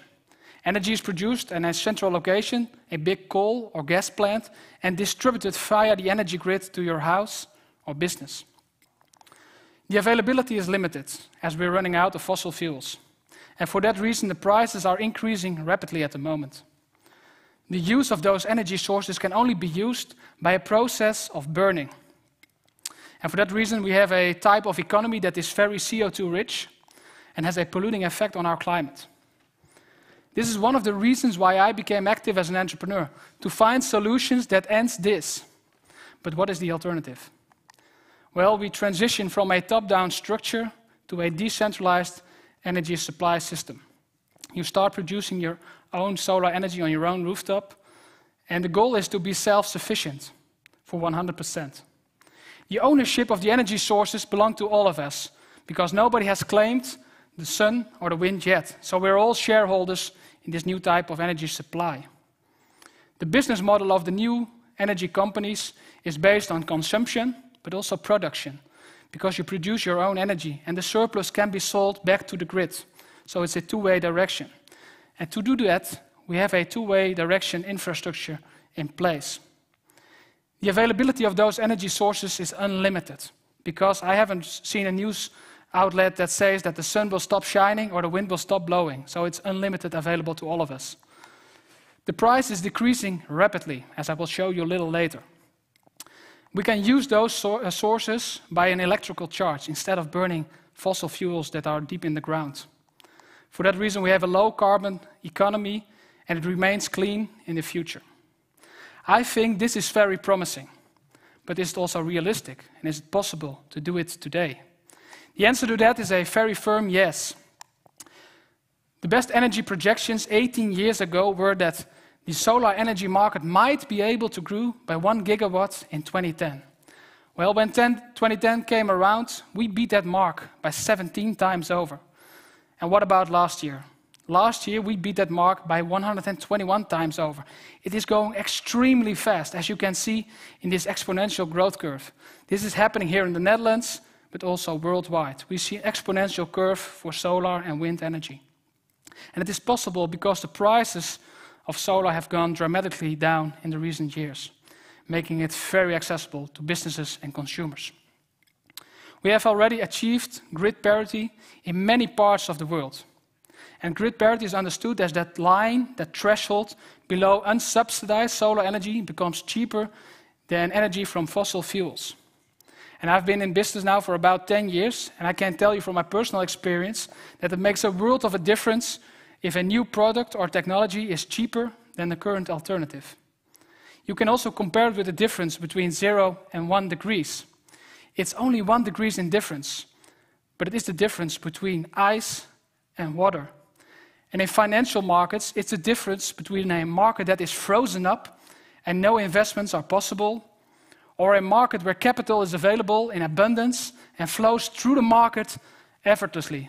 And that is what we see currently happening with the investments in renewable energy sources. And here you can see it in motion. 6 years ago, solar and wind energy was the cheapest energy source for only 1% of the world. Last year, it was the cheapest energy source for 2/3 of the world. And within 4 years from now, it will be the cheapest energy source for 100% of the world.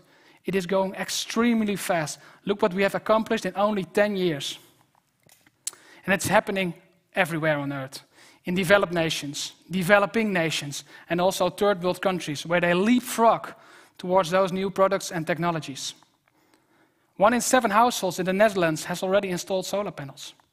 Rooftops of factories, warehouses, and businesses are converted into solar energy generators, where they produce decentralized, cheap, and renewable energy sources and share it with the community around them. A big change in the way the energy market is currently organized. Pay-as-you-go solar makes it accessible for third world countries to get access to electricity. No initial investment, only a fixed fee per generated kilowatt hour. And this small solar panel makes it possible to run a light bulb, a refrigerator, or maybe even a computer. It is changing lives. But look what's going on in Chile.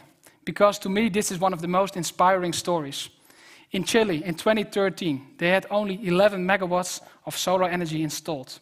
But look what's going on. 2016, it was 1.1 gigawatt. 2018, they doubled again. And look what they have under construction right now.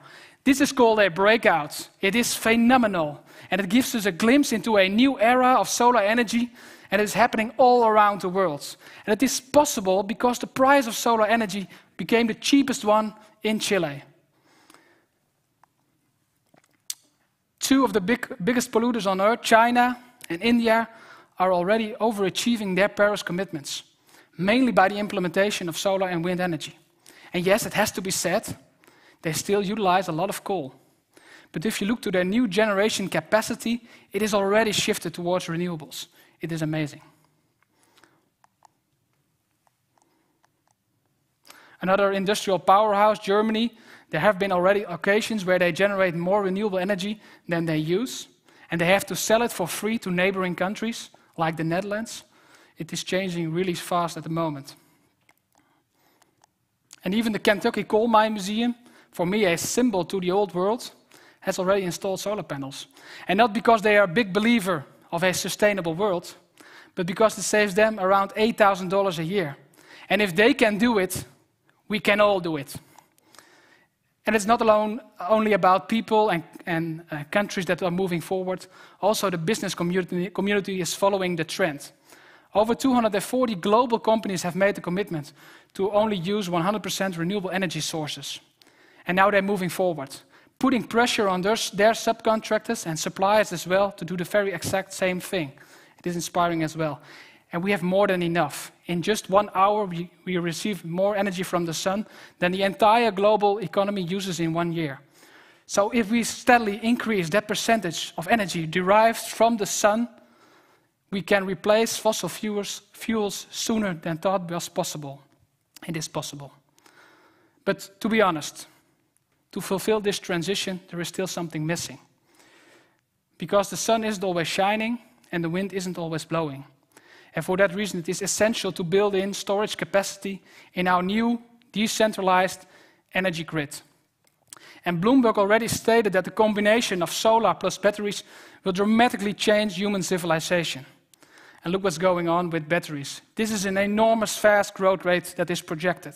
It is transforming energy markets with unstable grid infrastructures, like South Africa. And now it is possible to store and utilize energy during night times, grid blackouts, and even rainy days. And it is possible because the prices of batteries have gone down rapidly in the recent years. This is the most popular, commonly used type of battery, but there are new battery chemistries underway and entering the marketplaces right now that are very promising. And I hope that there will be a day where we can combine solar and batteries and accelerate the breakthrough of electric vehicles as well, and that we can all drive on solar energy. So, in closure, we receive more energy from the sun than we need in an entire year. We only have to capture it and use it. But to do so, we have to redefine our role in energy. We all can become active instead of passive. We can all start producing our own energy with solar panels on our own roof, instead of only consuming energy from the energy grid. And we can store and share the energy that we don't use with the community. And in this way, we can take back control of our energy supply, and the result will be a cheap, clean, renewable, and decentralized energy supply. It is possible, and it can be done today. This is not a long-term solution that we have to wait for, or a new innovation that has to come in the market yet. It is possible today and has to be done. Because the climate crisis is happening right here and right now. And we have to speed up the energy transition. And luckily, we have all the solutions at hand. Solar energy is already cheaper in many parts of the world. Countries, companies, and people are already opting for this. It can and must be done. This is not a technical challenge or an economic one. It is a mindset. A mindset and a focus to do it better, day by day, step by step, rooftop per rooftop. It is possible and can be done. And now we have gone through the story together.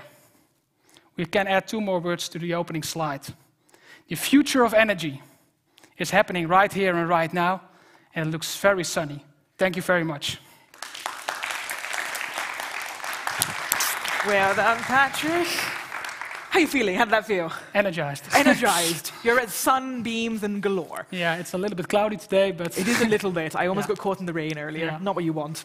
Right, I have 2 questions for you. Firstly, quite frequently the cost is placed on the consumer, and they usually buy the cheapest product. Mm-hmm. How can we make it cheaper for consumers? It is already cheaper for consumers. If you look to a energy bill produced with solar energy, green electricity, it is already cheaper than using fossil fuels. The problem is that not enough people know that it is possible. Right. But it is already there, so we can already do this. So it might be more of a communications thing in that case. It is, Need to find out these details. We need a lot of marketeers to tell and sell the story. Yeah, we got to start selling the sun energy, solar energy, not sun energy. Both is fine. I like sun energy. It sounds cool. Yeah, cool. Secondly, what are your thoughts on the materials of solar panels? How do we make a circular economy? Yeah, that's an important question, and I receive it a lot of times. You do? But regular solar panels are made of silicium. That is a sand crystal, so that's a natural product. We also use a glass frame and an aluminum frame around the solar panel, and these are all materials that can be recycled at the end of 30 years life cycle. And to support that, we already pay for the recycling up front to make sure that at the end of the lifetime, the product is recycled properly and can be used again. Excellent. Thank you very much. You have been wonderful. Patrick van der Bullen. Thank you. Right. So we've got one last speaker before the break, and I think that you might need a little bit of energy, and you've been sitting down too long. So you're going to stand up for me. And so that I have a plan. I want to do a little kind of game show thing after lunch. It'll go interestingly enough, I'm sure. So so what we're going to do is we need an anthem for it. Now you were here last year, so you may have got this already. Do you remember the body percussion? Yes, body percussion. That's what we're going to do. It's where you hit yourself and make noises. That doesn't sound right, does it? Anyway, I'm going to teach you some very simple body percussion. So you're going to repeat after me. I'm going to do it once, and then you'll do it. So we're going to be doing, the aim is to make like an anthem for this, okay? So it's going to go like this. First we clap. Okay, so what we're going to do is go clap, 1, 2. Excellent. Do it one more time. Perfect. Leave it at that. Then we're going to add another one. So we're going to do that twice. So we're going to do, I'll do it first, then you follow me. So you guys are really good at this. Okay, now we're going to add in a slight more complication. We get the third part of this, so we're going to do that twice, and then we're going to add an extra part. So follow carefully. I think my phone's in my pocket. This might go interestingly. So we're going to do. Okay, it looks more complicated. It's the same thing again, then 2 on the legs and another clap. I will lead with you. You follow me. Okay. So 1, 2, 3. Excellent. You're perfect. Now you're going to try it on your own. Let's do it one more time. 1, 2, 3. Okay, we had a slight delay, but we got pretty good. We'll try it one more time all together. So 1, 2, 3. Hey, we got it. Okay, perfect. Now we're going to make it more awkward, because this wasn't awkward enough. So we're going to make it more awkward, which is I've named my very terrible game show game Popular Opinions. So we're going to have to add a terribly badly sung Popular Opinions part in it. So I'm thinking something like popular opinions, okay? So first we're going to try that on its own. 3, 2, I will lead, don't worry. My voice is, of course, beautiful. 3, 2, 1, popular opinions. Now just you on your own and louder. You're going to have to own this. We're going to lunch afterwards. We're all going to discuss how awkward this is. It's perfect. So 3, 2, 1. That's good enough. I'm happy with that. Okay, now we're going to add the whole thing together. We're going to do our body percussion, then we're going to do the popular opinions, all right? So it'll go something like this. I'll do it first. Oh, no, we're doing it multiple times. I just realized. We're doing it 3 times. Just because I want to make it really awkward. Popular opinions. Okay? Easy peasy. You Dutch people are like, this is beyond my level of awkwardness. It's okay. It doesn't get any worse than this. This is the worst thing that will happen today. So, we'll do it all together, all right? 1, 2, 3.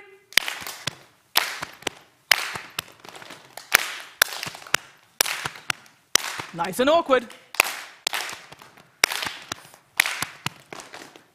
Popular opinions. Excellent. Okay, you can sit down. We're going to give that a round of applause. And how wonderfully awkward that was altogether. Okay, now, before we work on the next one, we've got to make sure you get back. Now, remember that, because that's going to come back later. So you're going to all stress out over lunch. I don't remember the body percussion. So we're just going to go, let's just check that we're clapping well, because our next speaker definitely deserves it. So let's have a test again. So a number 4 on the clapping scale would be? Okay, a number 6. A number 8. A number 10. Excellent, bravo. Now, before we go on, a quick reminder for anyone who is online, wherever you are. I don't want me walkie around fella is. Oh, he's over there. So if you're online, if you have questions, please ask them in the comments on the YouTube video. They're the questions that we're asking now. So go ahead and do it. Make it as awkward for me as possible. Use big words, as you wish. You can be like the revenge of these guys who've just been put through body percussion. You missed the body percussion.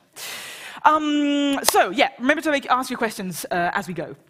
So, our next speaker, which we are all ready for, has so many accolades to her name that they are hard to name in an introduction. She is the founder of the Sustainable Center the Center of Sustainability in the Media World. So that was a long one.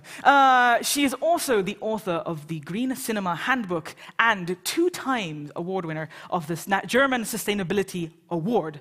Please welcome to the stage, with the biggest round of applause that you can, Birgit Heidsieck.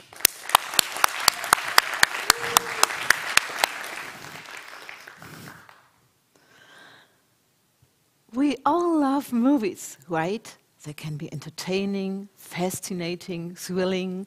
They can make us laugh, and sometimes they even can make us cry. But the production of movies is not very environmentally friendly. Let's take a look what is going on behind the camera. Interestingly, films can be compared to processed food in a sense that they look good and give us joy, but we have no idea how they were made or if there were any harmful ingredients in the production process. Talking about food, when I started to work in the film industry, I realized it's not as glamorous as we may expect. Especially for me as a vegetarian, when there were big plates of meat served. So at those film events, all I could eat was the decoration, some slices of tomatoes. But catering, this is just the tip of the iceberg in the film productions. Films leave a big mess behind sometimes in terms of waste and carbon emissions. The production of a medium-sized feature film emits between 650 and 1,000 tons of carbon emissions, whereas huge Hollywood productions even several tons of carbon emissions. What kind of impact does that have? According to a study by the Max Planck Institute for Meteorology in Hamburg, for 1 ton of carbon dioxide, which is emitted somewhere on the planet, 3 square meters of Arctic summer sea ice disappear. In other words, for every single film production, a couple of soccer fields of Arctic ice are melting. Global warming leads to climate change.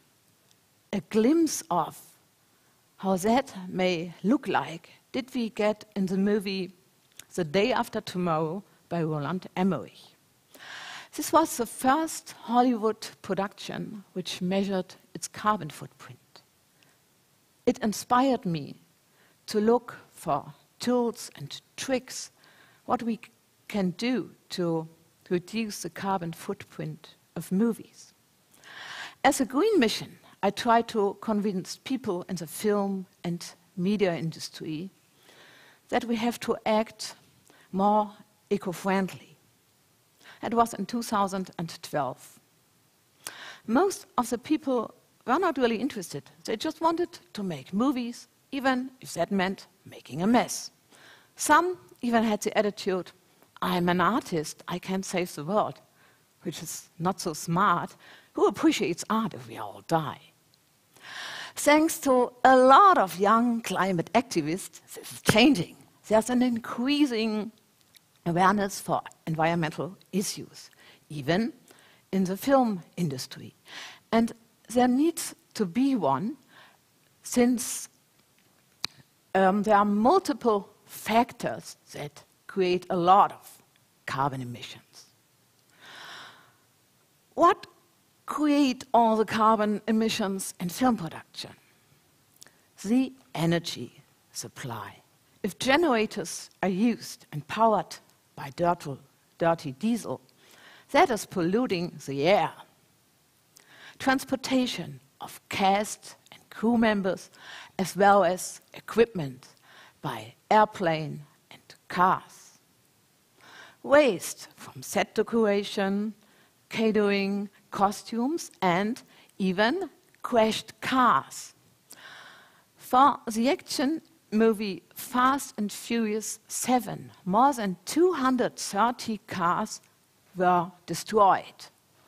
For one sequence, which was filmed somewhere in the mountains of Colorado on a highway pass, they wrecked 40 cars. Shots like this can be done digitally. Nowadays, the visual effects have been improved so much. Even elements such as fire, smoke, or water can be produced as computer-generated images. Another easy, understandable example. It's not a good idea to use disposable plastic bottles.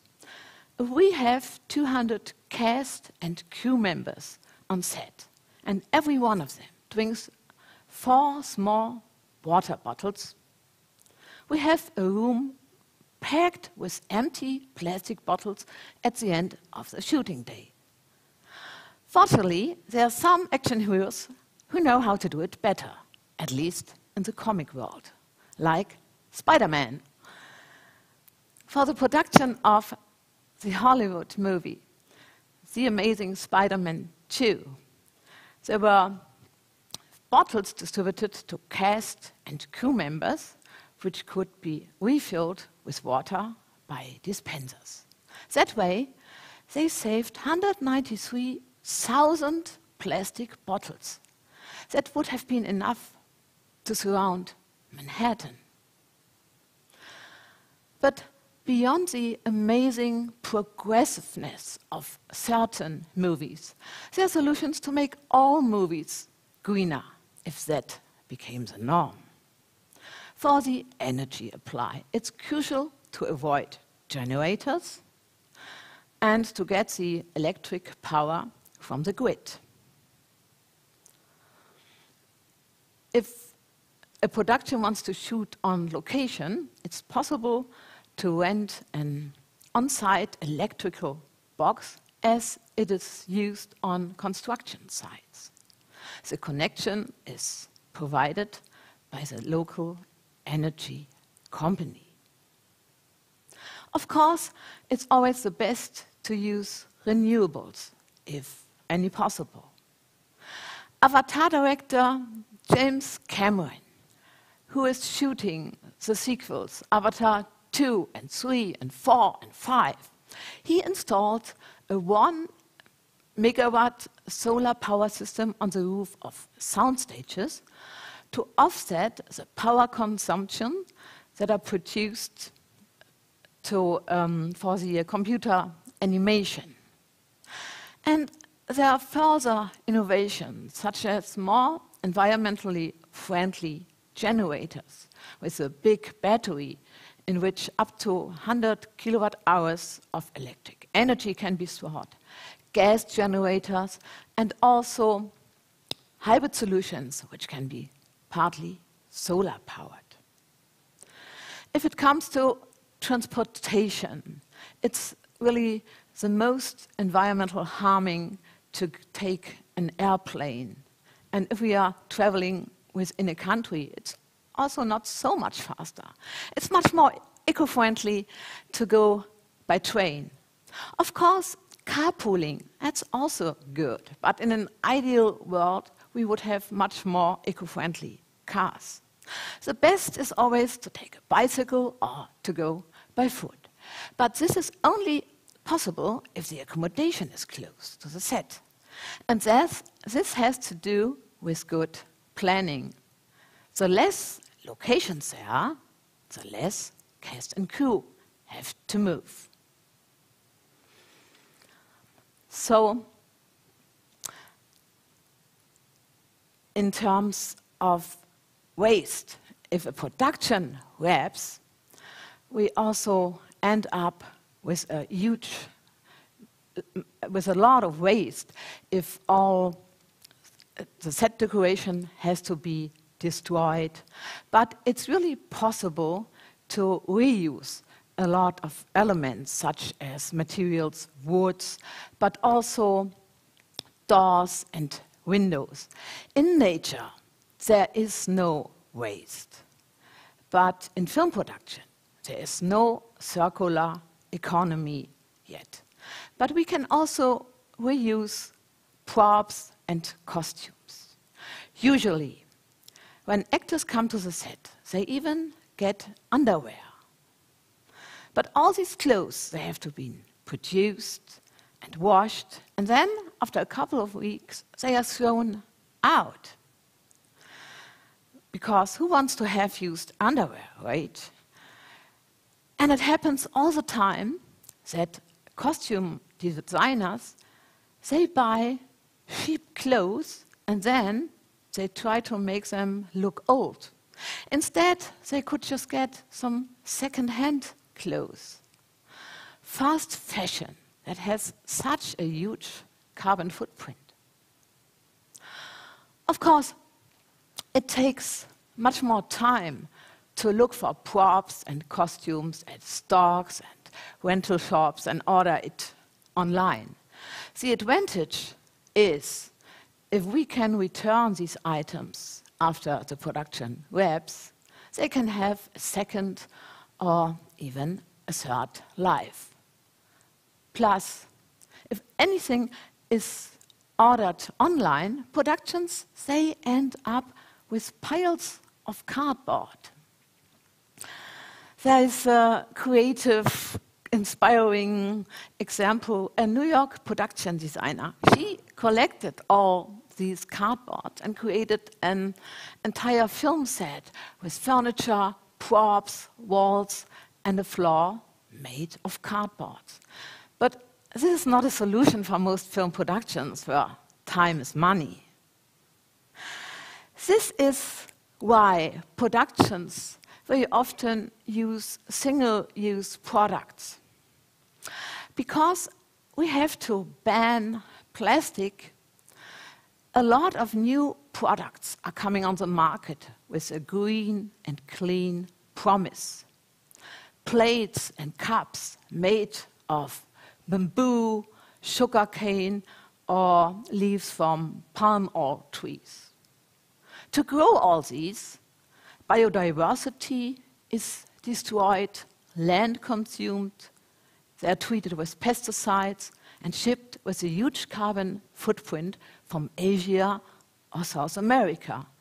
And often these products contain plastic, so they cannot even be processed into compost. But we can do better.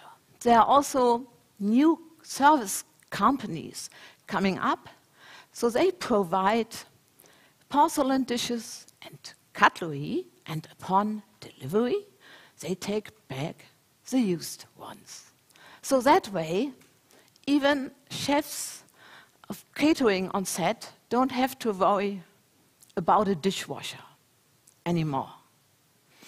For every problem, there's also a solution.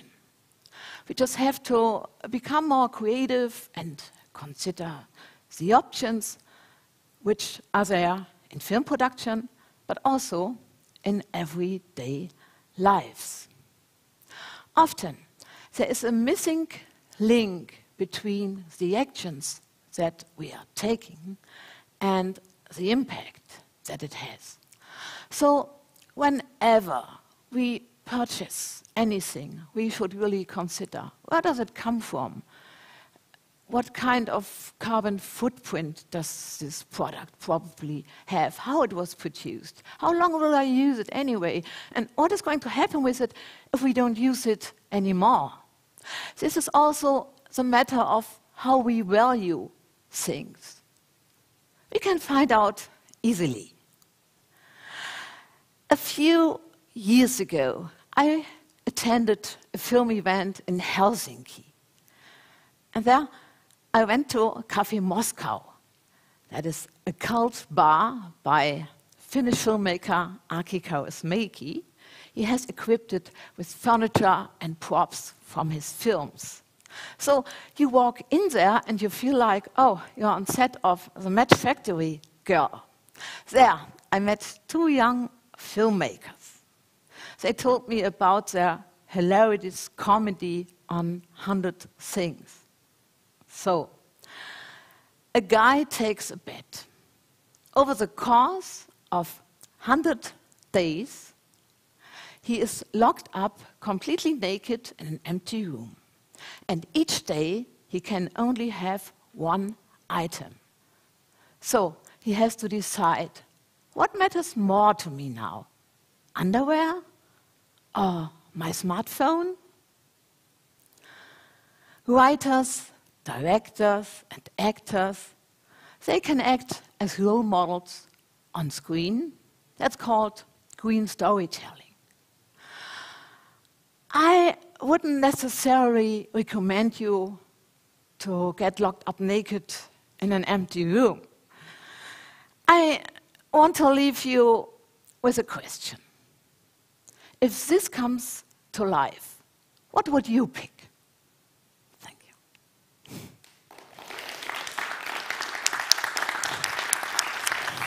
Well done. Thank you, Birgit. That was, for someone who works in the entertainment industry, it was also kind of an interesting talk for me, because it's something I have to be honest, I never think of in my day-to-day life. Admittedly, I guess when you work in the small theatre, you reuse everything. But I found that a really interesting talk. I have a couple of questions for you. How are you feeling? Fine, thank you. Good. I Good really to hear. appreciate to be here. It's great to have you here and to be on a stage and in this particular time. So, the first question for you. What was the trigger or milestone that gave momentum to the movie industry to consider the environment? Well, the problem is that sustainability is a process, and it takes long. There was no real trigger that there was a big bang, and then everybody decided, oh yeah, let's go green. No, it's still ongoing process, right. And most of the people are really still not really behaving or thinking green. We still have to work on it very much, as we have with everybody else. Yeah, in and the in earth. all other industries, of course, as well. Yeah, no, and I guess also having some of these directors who are taking initiative must be beneficial as well, hopefully leading by example. Yeah, of course, there are directors like James Cameron or so, and they are really good examples because he's doing the first vegan movie of all time. So there are always things how we can get better. Yeah, of course. But it's very complex. It's a complex process. I mean, the movie industry is a complex process to start with. I have one other question for you. It's a bit of a long one. In the movie industry, were there many players who? No, this is bear with me for a second here. The movie industry, were there many players who have most responsibility to change and who really have the power? It's a very complicated question you wrote down here. Basically, I think is who has the responsibility to start this process? You know, is it directors? Is it the investors in the movie? Is there any particular party who is more responsible or who should be encouraged to be doing this? Or is it an all-person kind of thing? Well, it's both of it. So on one hand, of course, the director and the main actors, the leading actors, they can really act as role models for the others. And if they are not willing to do it, then the rest of the crew can ask, why should I do it if they don't even do it? Indeed. If they have their personal extra treatment and are driven to set by a driver every morning, what's the point that I come by bicycle or so? But on the other hand, when films are produced, producers are always keen to get a lot of money. So the money, the budget, is really the trigger. So if there would be some restrictions that, okay, you can only have the money to produce your movie, public funding, television money, if you're going green and you follow some requirements, then it's a completely different story. But as long as free will, then people can say, yeah, maybe, yes, I do a little something, I am coming with an environmental taxi, I do some waste management, I bought my own cup, I'm a green hero, right? And this is not enough. This is not going to save the world. And maybe people feel good, but it won't really save us. Yeah. I mean, it's a serious thing. It's not a funny story, right? No, it's not. And all of us have to take part in it. Thank you so much for being here. That was fantastic. You're welcome to leave the stage now and go have your lunch. Thank you so much. Another round of applause for Birgit Heidsieck. Thank you. Right, actually, so now it is lunchtime. So what's going to happen is we're going to ask you to leave row by row. I'm assuming someone's directing you, but if not, I would guess probably back rows first, and then the rows at the front you leave last. We're going to be meeting back here at 12:50, so just go head out there and follow the signs, and there's, I think, vegan, vegetarian, different types of sandwiches available to you. Go enjoy your lunch. Discuss all the different talks. You know some things about the front row, so you can, icebreakers already ready for you. I will see you at 12:50. Give yourselves a round of applause.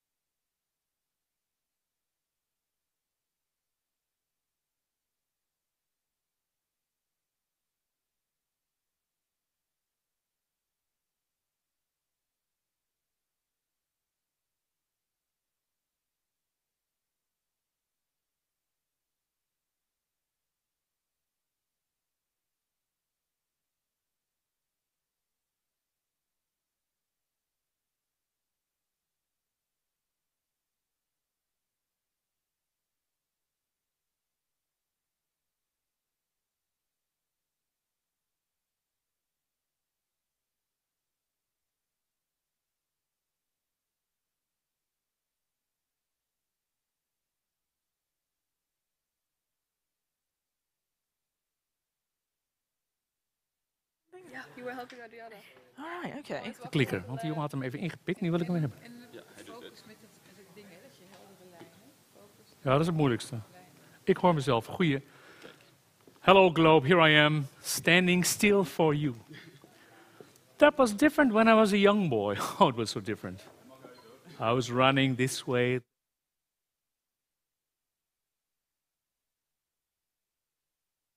In Wageningen came.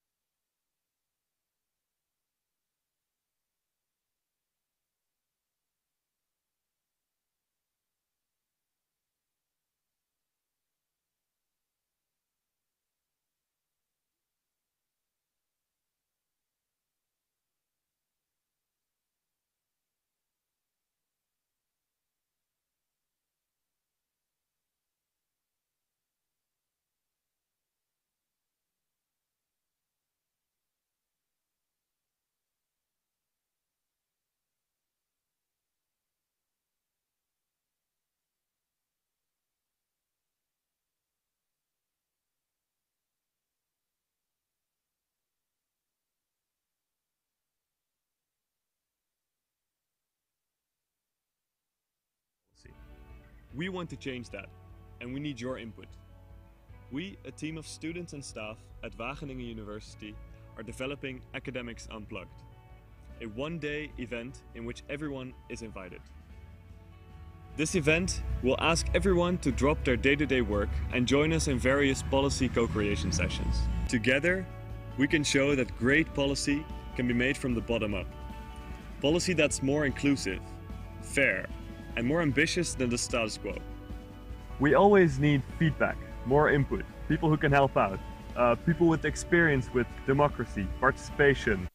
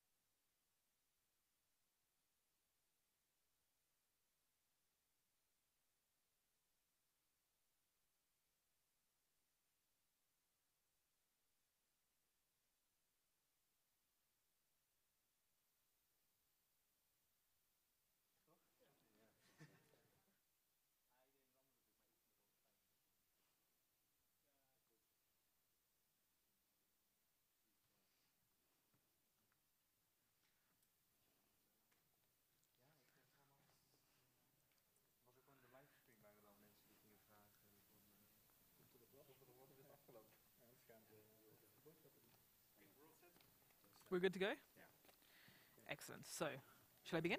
Yeah, I'd say this quick introduction about that. Cool.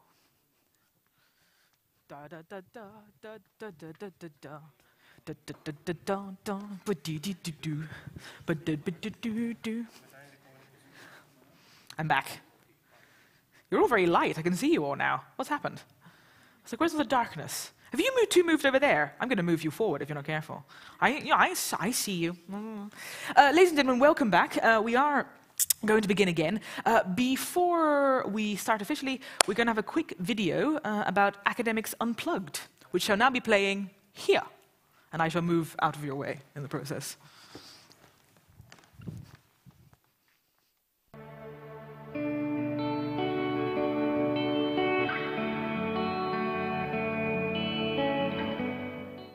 Do you feel engaged in the politics at Ver? Do you feel you have an influence on the decisions made by this university's leadership? And do you think the climate and biodiversity policies at this university are ambitious enough? From our many discussions with students and staff at Ver, we get the impression that the participatory and democratic processes fall short in dealing with large, complex and fundamental issues, like the climate and ecological crisis and the involvement of the private sector. We also see that there's not really a coherent, clear and ambitious climate policy. We want to change that, and we need your input. We, a team of students and staff at Wageningen University, are developing Academics Unplugged, a one-day event in which everyone is invited. This event will ask everyone to drop their day-to-day work and join us in various policy co-creation sessions. Together, we can show that great policy can be made from the bottom up. Policy that's more inclusive, fair, and more ambitious than the status quo.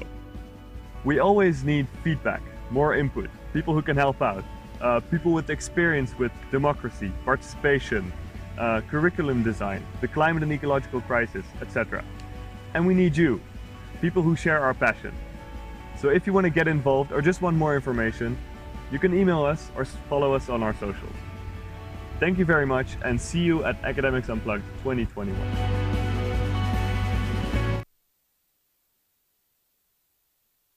Aha! I kind of expected more of an outro, but it just ended. Ladies and gentlemen, welcome back. How are you feeling? Wow. Absolutely on fire. Right, okay, you know the drill. Bear with, stay with me. Ladies and gentlemen, please welcome to the stage, the biggest round of applause possible, your host, Emma Holmes. Oh, thank you. Thank you. I feel like my legs are going to be tired just from walking that short distance again and again and again. Right, how are you feeling? Good. Hey, there we are. How was lunch? Perfect. Yeah, tasty? Tasty lunch? Good. Lekker. Extra points for the person who went with lekker. Leuk. That's the other one. Right. To get us warmed up, we're going to play a little game. I need a volunteer, and the volunteer is optional. If you don't want to volunteer, no problem. I'm just going to point at someone. So anyone want to volunteer? Hands up now. No? Excellent. Where's my Ecuadorian friend? Are you over there? Would you come up here? The good thing is you have the easiest job. They have to do all the work, okay? Come over here. Give her a round of applause. Can you make your way up on the stage? Awkwardly, come on over here. We can stand. Look, you're on the TEDx red carpet. How exciting. What's your name, my love? Wendy. Wendy, nice to meet you. Okay, so what we're going to do is we're going to play this wonderful game show game called Popular Opinions. You have the easy job. They have to do the hard stuff. It's great. But of course, first we must do our anthem. Have you all remembered your anthem? No? Excellent. Stand up. So now we shall do it. You were trained earlier. Wendy and I will watch. No, Wendy and I will join in. Follow me. We can follow Wendy if she does it well. If not, follow her anyway. Why not? That'll be fun. You got pressure now because you got the spotlight on. You ready? Just look at me. It'll be fine. Okay, so we shall begin our anthem in 3, 2, 1. And again. One more time. Popular opinions. Hey, give yourselves a round of applause. You can sit down now. Okay, so what's going to happen is a very simple game. I'm going to ask them I'm going to give them difficult, unpopular opinions, probably. And they're going to have to pick one of these two opinions, and you have to guess which one they're going to pick more. So we'll do an example, all right? So where's me options? Okay, so for example, I'm going to give a statement. I am a cat person. Now, in your heads, you're going to decide if you're a cat person or not. If you are a cat person, when I ask you to, you're going to stand up. So, do you think there's going to be more cat people or less cat people? I think more cat people. We're going cats versus dogs, really, in this case, aren't we? Yeah, probably. Cats. So you think there's going to be more cats people? Okay, good. Everyone who said, I am a cats person, please stand up. Ooh, no, Wendy, I think it's a dog win there. All right, okay, sit down. Right, so this is how we're going to go. We're going to try a few. So let's see. Right, okay, we're going to go with modern cultural references here. Harry Potter or Game of Thrones? So you have a think about it, you have a think about it. Are you more Harry Potter or more Game of Thrones? Okay? Or, oh, you think Harry Potter's going to be the win? Okay. So would everyone who said Harry Potter in their head please stand up? Oh, Wendy, I think you've won it. I think that's a clear win for Harry Potter. All right, sit down. Okay, let's see if we can make them more culture-y. Running is fun, yes or no? Think about it. No. Good answer, Wendy. Okay. This is not meant to be my opinion, is it? Okay. Everyone who said that running is not fun, please stand up. Yeah. Oh, absolute winner. Okay, running is clearly not fun. We've agreed on that. Well done, Wendy. Okay, let's go with a controversial one here. All right. Controversial. This is the statement, and you will either agree with the statement or not. Star Wars isn't very good. That's good. Think about it. So if you think, do you think they're going to agree or disagree with the statement, Star Wars isn't very good? They will disagree. They would disagree? Okay. If you think Star Wars is good, please stand up. Oh, less than I thought. Oh, I think this is kind of a tie there. Don't you think so? Maybe you've got it. I think maybe you've got it there. Okay, have a seat. Let's do one more just for fun, and then you can sit down and you don't have to be embarrassed anymore, I promise you. So, the last statement is this. Pineapple has a place on pizza. I know. Every time people are like, what did you say? Now, do you think they will agree or disagree? So in your head, think about whether you agree or disagree with the statement, pineapple has a place on pizza. Okay? You think they will agree? So you think there's been more pineapple on pizza people than not pineapple on pizza people? Let's find out, Wendy. If you said pineapple does have a place on pizza, please stand up. Oh, 1, 2, 3, 4, 5, 6, 7, 8. I think they've beat. I think it was more. I'm a pineapple on pizza kind of person, so I agree with that opinion. So anyway, give Wendy a huge round of applause. Thank you so much. That was our first round of popular opinions. I'm going to harass Balus next. But we'll do that later. Are you ready for your next speaker? Yeah. I don't feel it. Are you ready for your next speaker? Put some joy into it. There we are. Much better. All right. He is a carbon specialist from the Climate Neutral Group in Utrecht. Please welcome, with a huge round of applause, Jos Kozijnsen.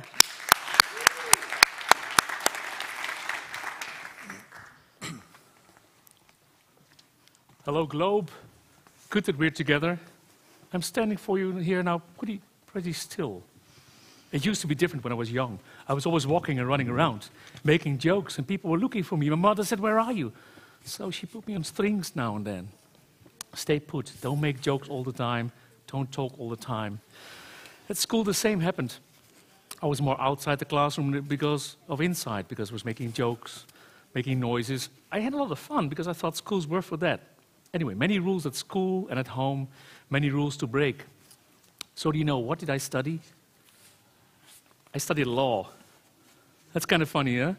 And God, there are so many rules to break. But I found actually out that rules can also help people, can empower people, can give people rights, can give people space in words. So it's good to know the purpose about the rules and how to make rules work for people. That's what I try to study. After my study, I worked on a legal aid office in the Netherlands and giving advice to people who could not afford a lawyer. giving rights to people, empower them. I did that 6 years, and then I worked for the Environment Ministry in the Netherlands. They were looking for lawyers because they wanted to have a good treaty for climate change, to agree globally, a law, to get the emissions to zero in the end. So it is a pretty tough rule, right? So what we did in the Kyoto Protocol, there was a climate treaty, we organized it in a different way. We gave more flexibility to countries. Instead of having 1 point year and a target, which they may fail, we organized to give them a budget. You have more space, more flexibility to actually meet the target. So that worked. And that made me interested in the game theory of mechanism design. And in game theory, you try to study how people behave if they play games, how they play the rules, what incentives they need. And 3 researchers from the US, they got a Nobel Prize for a great idea. It's called mechanism design. They said if you have a public goal, for example, environment, health, whatever, they say you need to have incentives for people that you actually are engaged and willing and happy to meet those targets. That's mechanism design. And a great example of that, you can see that, at least you could see it in Stockholm. That's the place where they got the Nobel Prizes. There was a metro station, Odenplan. And the city council thought, let's do more on health. Let's make our people more healthier, tackle obesitas. So what they did is they changed the stairs into steps into a keyboard of a piano. And you see it here. And if you step the stairs, you hear music.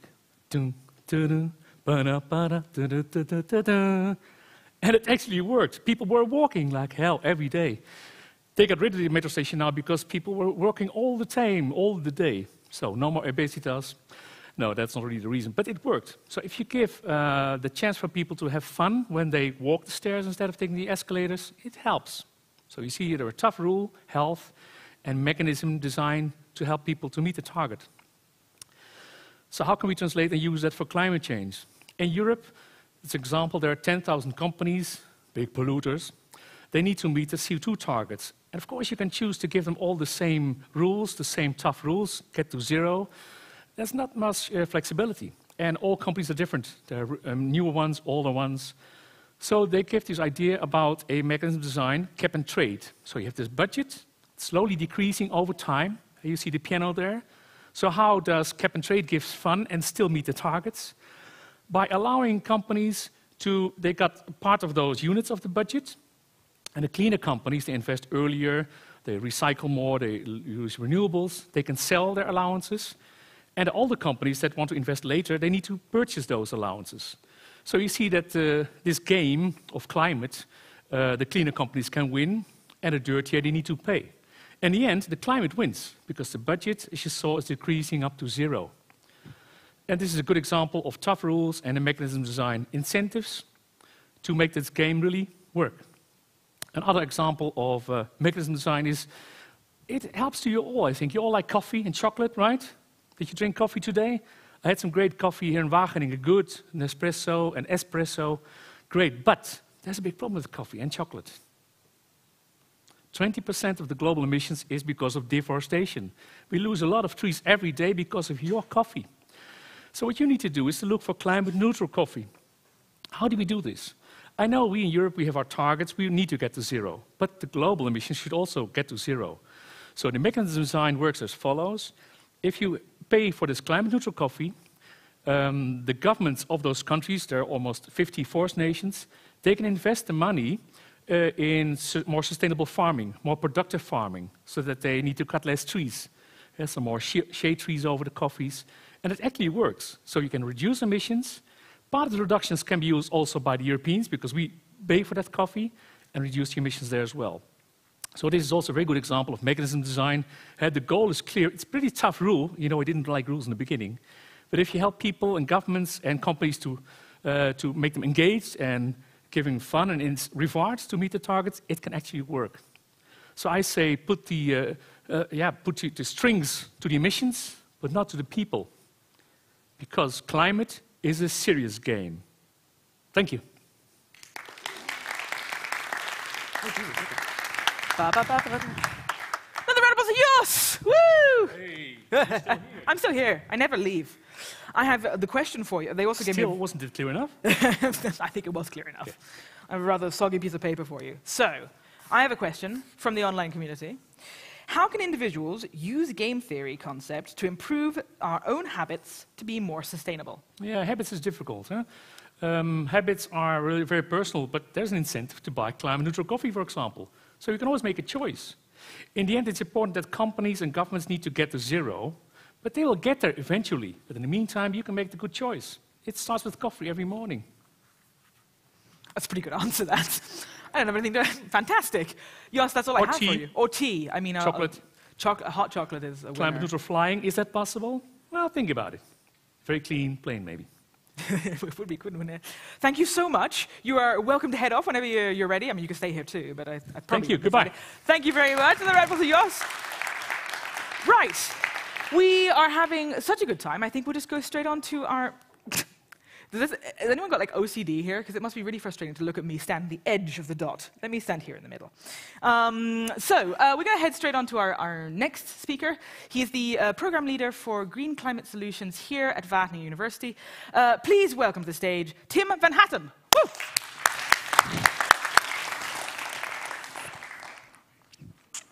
Hi everyone.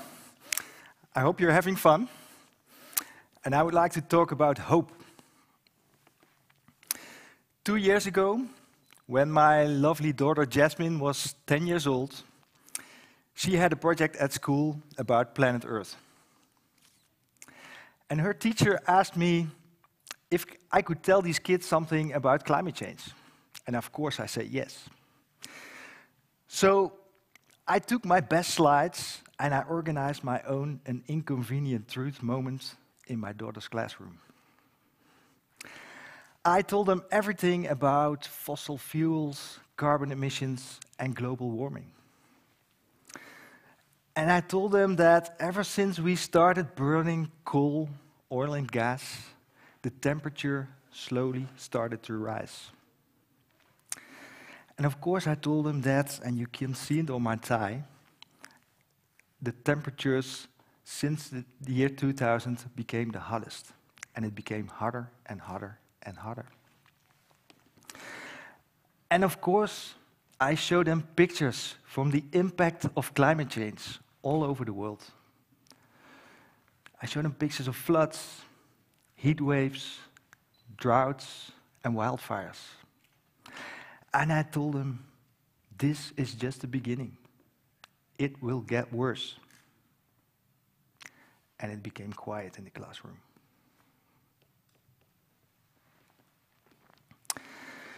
So I, of course, told them that the Netherlands and large parts of our country is below sea level.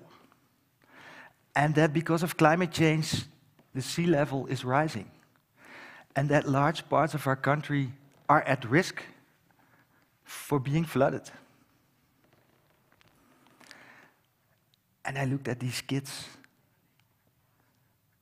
and I saw fear in their eyes. There was one boy, he almost started to cry. At that single moment, I realized that our storyline about climate change is spreading fear. And it makes us feel powerless. It will not lead to action. Luckily, I had a bunch of slides about solutions, so I quickly told them, don't worry, the Dutch are really good in flood protection. We have been fighting the sea for centuries. Don't worry, our country won't be flooded, at least if we do what we have to do. And of course, I told them everything about the Paris Agreement and that all countries promised to do something about this issue. And I also told them that not all countries are doing what they promised to do, but at least they're talking about it. So I realized that we really have to do something about this. And I told them about renewable energy, circular economy, and that they cannot eat hamburgers anymore. And I also told them that if we don't do all that, their chocolate might be in danger and there won't be any chocolate anymore. And I really didn't make much friends in that classroom. And I went home with a strange feeling. I've been thinking about this event quite a lot, and I realized that climate change has a marketing problem. We are spreading a lot of bad news without having a convincing plan how we're going to solve it. When I was 10 years old, scientists already were warning for the impact of climate change, and nothing ever happened. Even worse, half of the emissions have been produced in the last 30 years. But our narrative is still the same. We keep on warning for the future we don't want. So we have to change the narrative. We have to make climate action sexy. The best climate solution is a narrative of hope. And of course, I know we are all concerned about the future of our planet. And we know that climate change and loss of biodiversity is the biggest challenge of the 21st century. And of course, we have to act, and we know exactly what we have to do. We have to reduce emissions towards 0 by 2050. We have to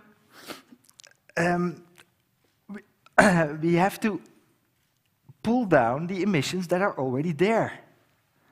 And we have to adapt to an at least 1.5 or 2 degree warmer world and create a resilient society.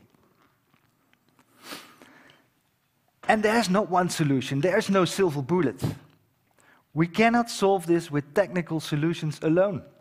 And we focus a lot on these technical solutions, and we need all of them. We need solar energy, wind energy, electric cars, we need all of them, and we have to implement these on large scale. But it's only part of the story. We also have to rethink our economy, our land use, our food system, and our connection with nature. The funny thing is, the most promising climate solution is all around us. Nature. We are all connected to nature, and nature provides us many, many services. Oxygen, clean air, clean water, food, medicine, wood. And we are starting to realize that nature is very good at something it has been doing for millions and millions of years. Absorbing and storing carbon and create resilience for the impact of extreme weather. And protecting and restoring nature is what we call nature-based solutions. Nature-based solutions can, at least for 1/3, be the solution for the climate challenge we are facing. And still, they hardly get any attention in all the negotiations that are all going on. So what we have to do is to implement these nature-based solutions on a massive scale. Working with nature is a no-brainer. So why don't we start doing that? With that question, I went back to the campus at Wageningen University and Research. And I discussed with my colleagues, can we create a narrative, a nature-based narrative of the future we want? And we came up with a plan, and we decided, okay, let's put a lot of experts together in a room from different fields. So we had over 18 experts together in a room, and we discussed. We put a map on the table, and we discussed how could a nature-based future of the Netherlands look like? How could the Netherlands look like when we apply these nature-based solutions on a massive scale? And how does our country look like in 100 years? And I can tell you one thing. The future of the Netherlands can be green. 50 shades of green. And we decided not to make a report, because there are already so many reports. We decided to make a short storyline, and we decided to put nature-based solutions on the map. So, you are all now live aware of the presentation of the map. This is the new map of the Netherlands, if we apply these nature-based solutions on a massive scale. And what we did is we turned the map around. And people thought, what's that? Because we wanted to make people think. We wanted to put another perspective of our country. And we also wanted to show that the Netherlands is not only land, but also a large part of the Netherlands is sea. And I know we all cannot travel these days. So let me take you a little bit on a journey towards the future of our country. A green future, a nature-based future. And let me zoom into the map and take you to 6 hotspots. And let me start with the sea. Because we can produce lots and lots of renewable energy at sea. Wind energy, hydrogen, solar energy. And we can also produce a lot of food. Proteins production at sea. We can grow oysters, mussels, fish, and seaweed. And we can get our proteins from the sea. And let us travel more inland. And then, of course, we see some beautiful rivers. And we have to give our rivers more space to flow.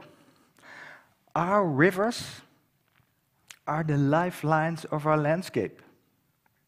They are ecological corridors. And if we give them much more space to flow, we create beautiful landscapes, but we can also create protection from flooding. And let us further zoom in to the map, and then we see a lot of wetlands. Since I was born, 35% of the wetlands in the world disappeared. And wetlands are our best friends. They are very good in storing millions and millions of tons of carbon. They are very good in protection against floods. And they can boost biodiversity. So we have to restore these wetlands on a massive scale. And yes, of course, large parts of our country is agricultural land. And we have to rethink our food system. We have to move towards a plant-based and regenerative food system. And a healthy soil is fundamental. A healthy soil provides healthy food. And healthy food provides healthy people. And we move towards a circular food system. And yes, we still have animals. And we can eat a hamburger once in a while. Because these animals are part of this circular food system. We use their nutrients, but we won't use land anymore to produce crops to feed the animals. We produce crops to feed humans. And the animals will be fed by residues, food waste, residues from the crops. And we move towards a circular food system. So we rethink our food system from farm to fork.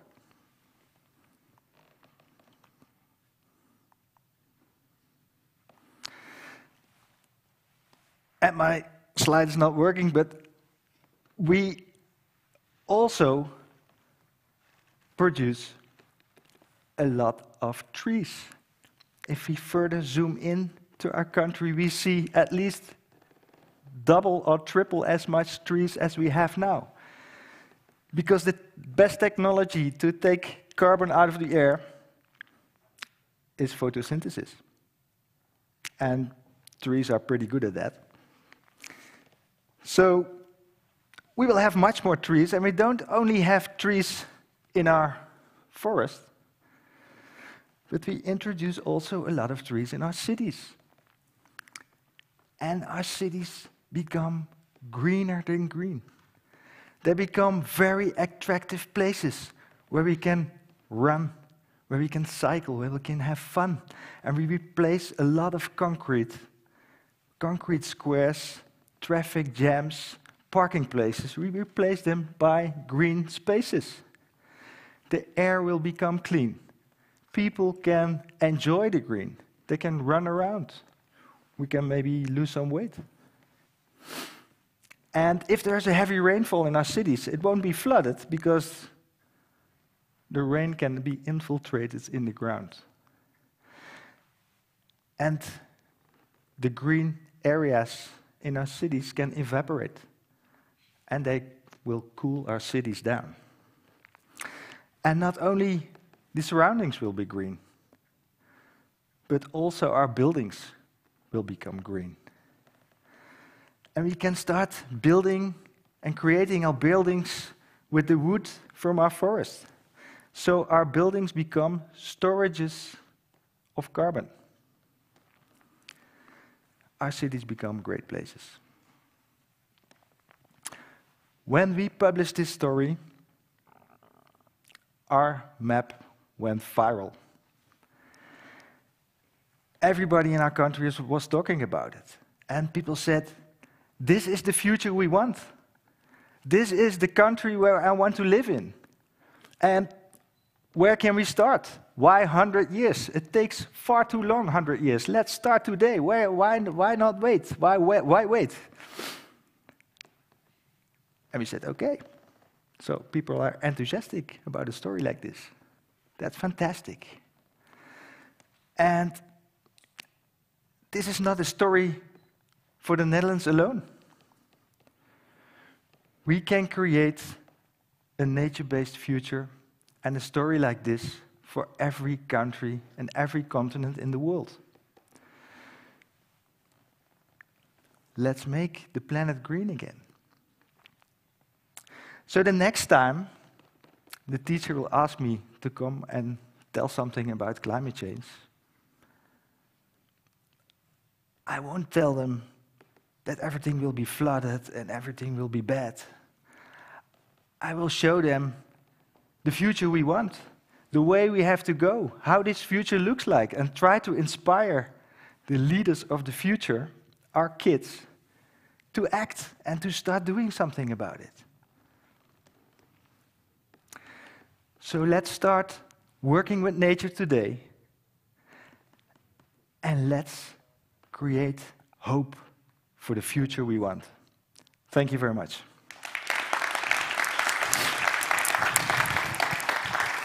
Another round of applause for Tim! Woo! There you are. Tim, I have to begin with a question, which is completely not from the online purposes, but from my own, which is, where did you get that time? Is that the same graph as you showed earlier? Absolutely, of course, yeah. That is possibly the most well-dressed for this event that you could have become. Thank you, thank you. Fantastic tie. Google it and you can buy it. Was it one of those like recommended things, or was it like, I'm going to find a tie that is appropriate for climate action? I actually had this tie already for a few months, and I was looking for a good opportunity to wear it. So I thought, this is the day. This is the day to bring it out and everyone will understand it. Yeah. Don't worry, I have another question for you too. So the question from the online community is, why do you believe the solutions that nature offers are being overlooked? Yeah, that's a very, very good question. I think people, if you have a problem, we always seem to dive into technical solutions because they seem very straightforward. And we need all these technical solutions. It's very important.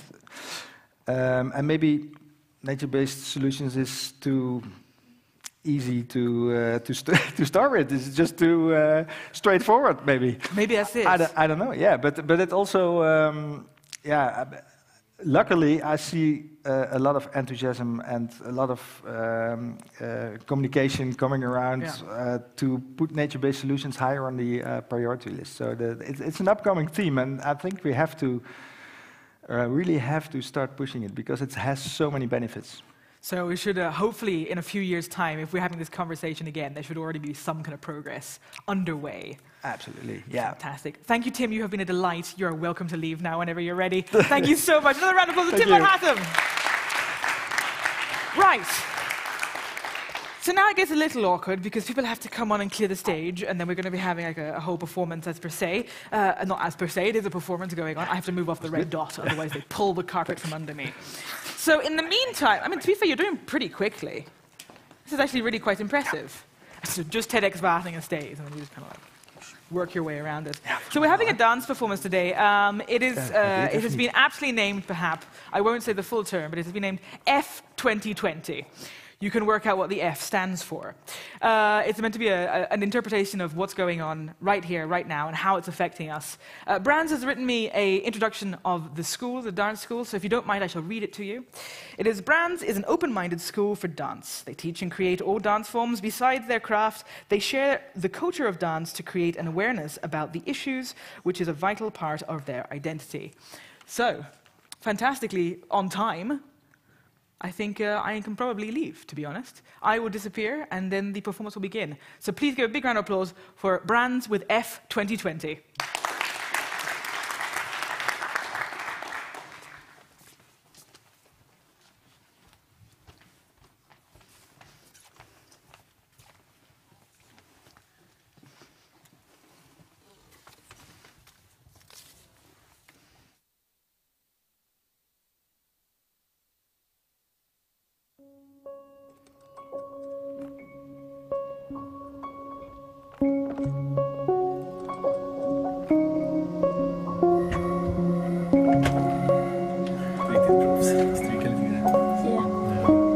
Jag tänker det här, för det hör inte riktigt.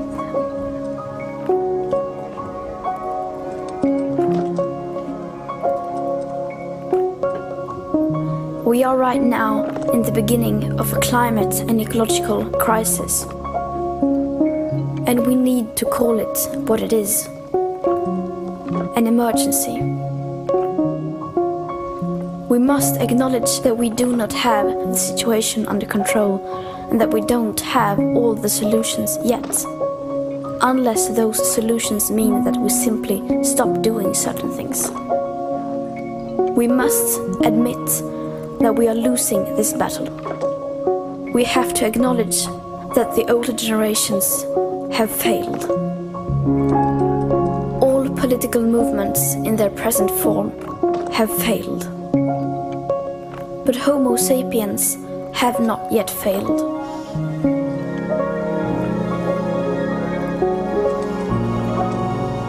Yes, we are failing, but there is still time to turn everything around. We can still fix this. We still have everything in our own hands. But unless we recognize the overall failures of our current systems, we most probably don't stand a chance.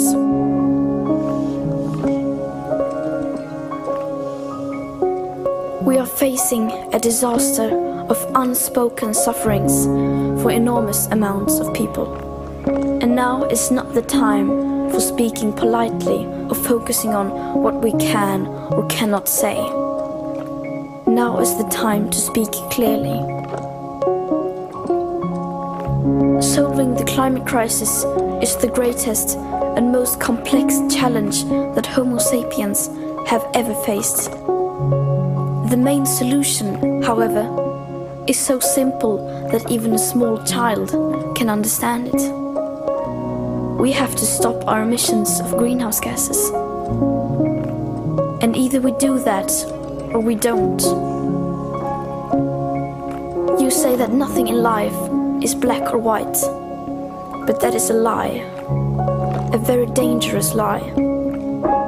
Either we prevent a 1.5 degree of warming, or we don't.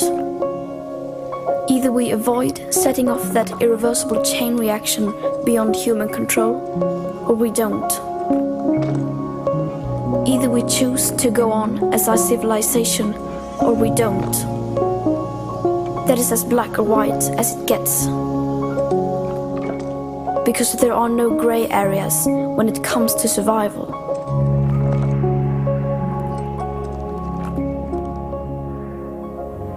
Now we all have a choice. We can create transformational action that will safeguard the living conditions for future generations. Or we can continue with our business as usual and fail. That is up to you and me. And yes, we need a system change rather than individual change. But you cannot have one without the other. If you look through history, all the big changes in society have been started by people at the grassroots level. People like you and me.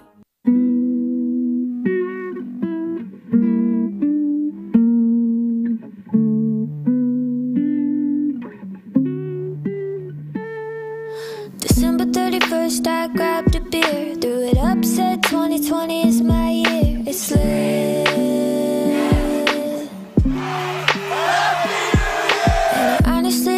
Thought that was true until I gave this motherfucker like a month or two. This is getting kind of ridiculous at this point. Yo, my cat died and a global pandemic took over my life, and I put out some music that nobody liked, so I got really sad and bored at the same time.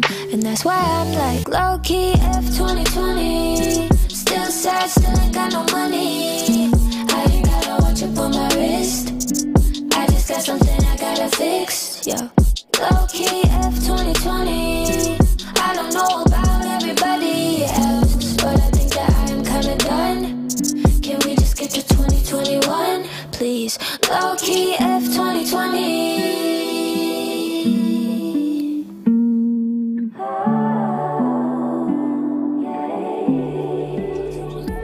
Hold up. Okay, that was a lie. The problems I got are honestly probably not that bad when I compare them to some y'all have. But I'm just stating the facts. This year is just whack. Emotionally, I am lonely and anxious and mad. And if you feel me on that, low-key F 2020. Still sad, still ain't got no money. I ain't got a watch up on my wrist. I just got something I gotta fix, yo. Low-key F 2020. I don't know about everybody else, but I think that I am kinda done. Can we just get to 2021, please? Low-key F 2020.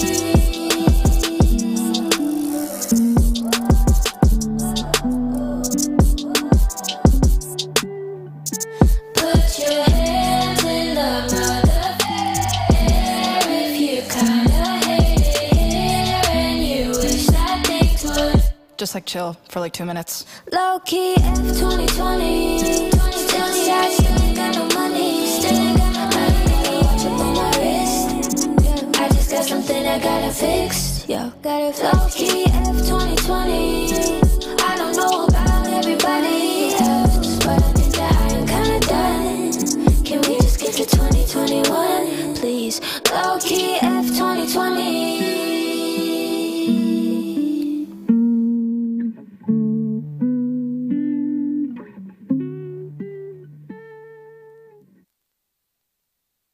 So I ask you to please wake up and make the changes required possible. To do your best is no longer good enough. We must all do the seemingly impossible. Today, we use about 100 million barrels of oil every single day. There are no politics to change that. There are no rules to keep that oil in the ground. So we can no longer save the world by playing by the rules. Because the rules have to be changed. Everything needs to change. And it has to start today.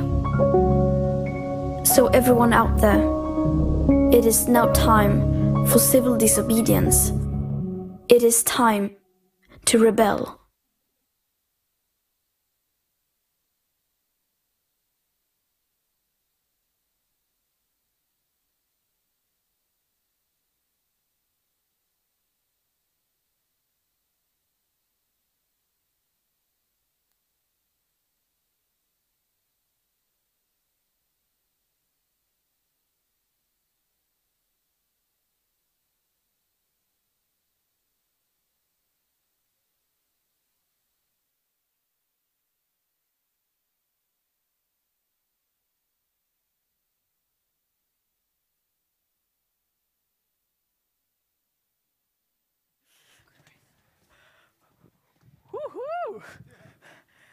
out of breath just watching them.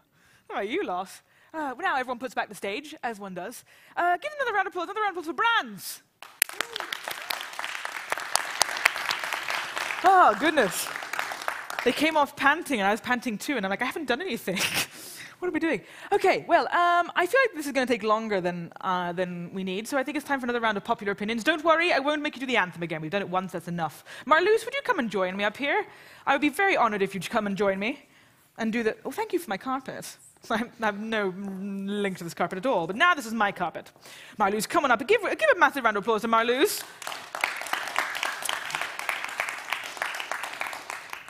So you've got the premise of the game, Marloes. It's not exactly a difficult one, is it? So do you reckon that you've got a good shot here? Come join me up here. So let's see what questions we haven't done yet. I have a good Dutchy question. All right. Okay. So that's not the one I was thinking of. It's over here. Okay.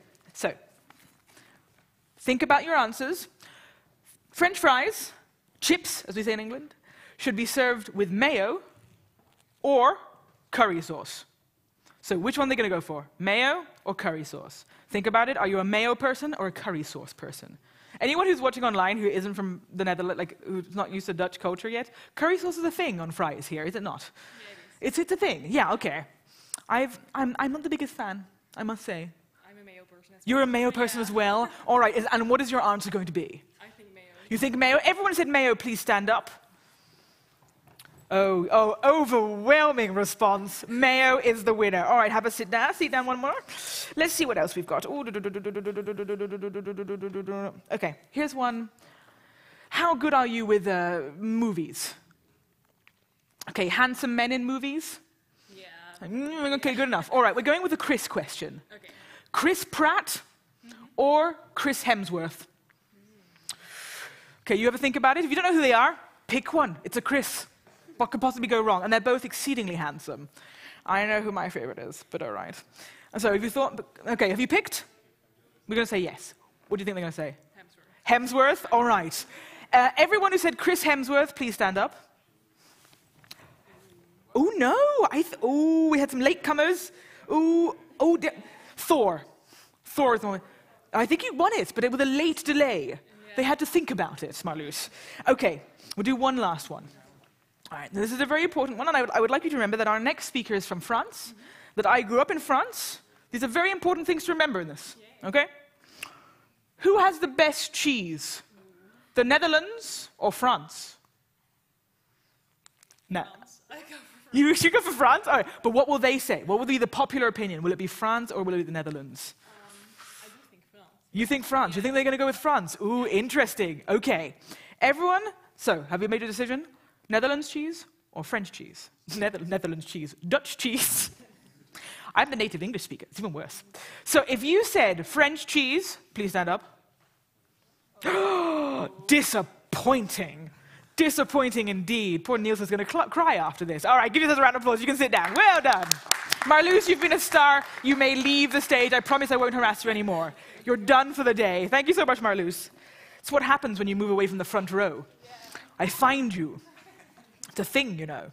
Right, ladies and gentlemen, I think we need to test our clapping because it's a long day so far. We're going to warm up once more. Let's start with a number 8 on the clap scale. Oh, pretty good, pretty good. Let's go all the way down to a number 1. Solid number 5. Number 10. Where's the whooping? Oh, ooh, excellent. All right. Okay, I think you're ready for your next speaker. He was an officer in the Merchant Navy, he is now the co-founder of Zephyr et Bourré, and a company producing sail-propelled cargo ships. Would you please welcome to the stage with a huge round of applause, Niels Joyeux.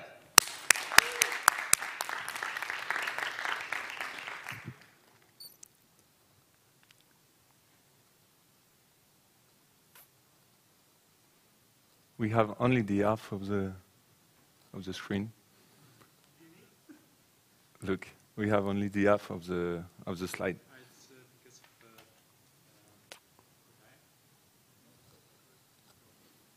Yes, better. So, Earth. This is our planet, our home.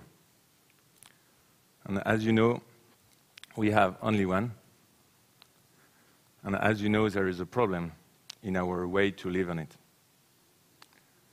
California is burning, the ice is melting in the Arctic, wild animals are disappearing.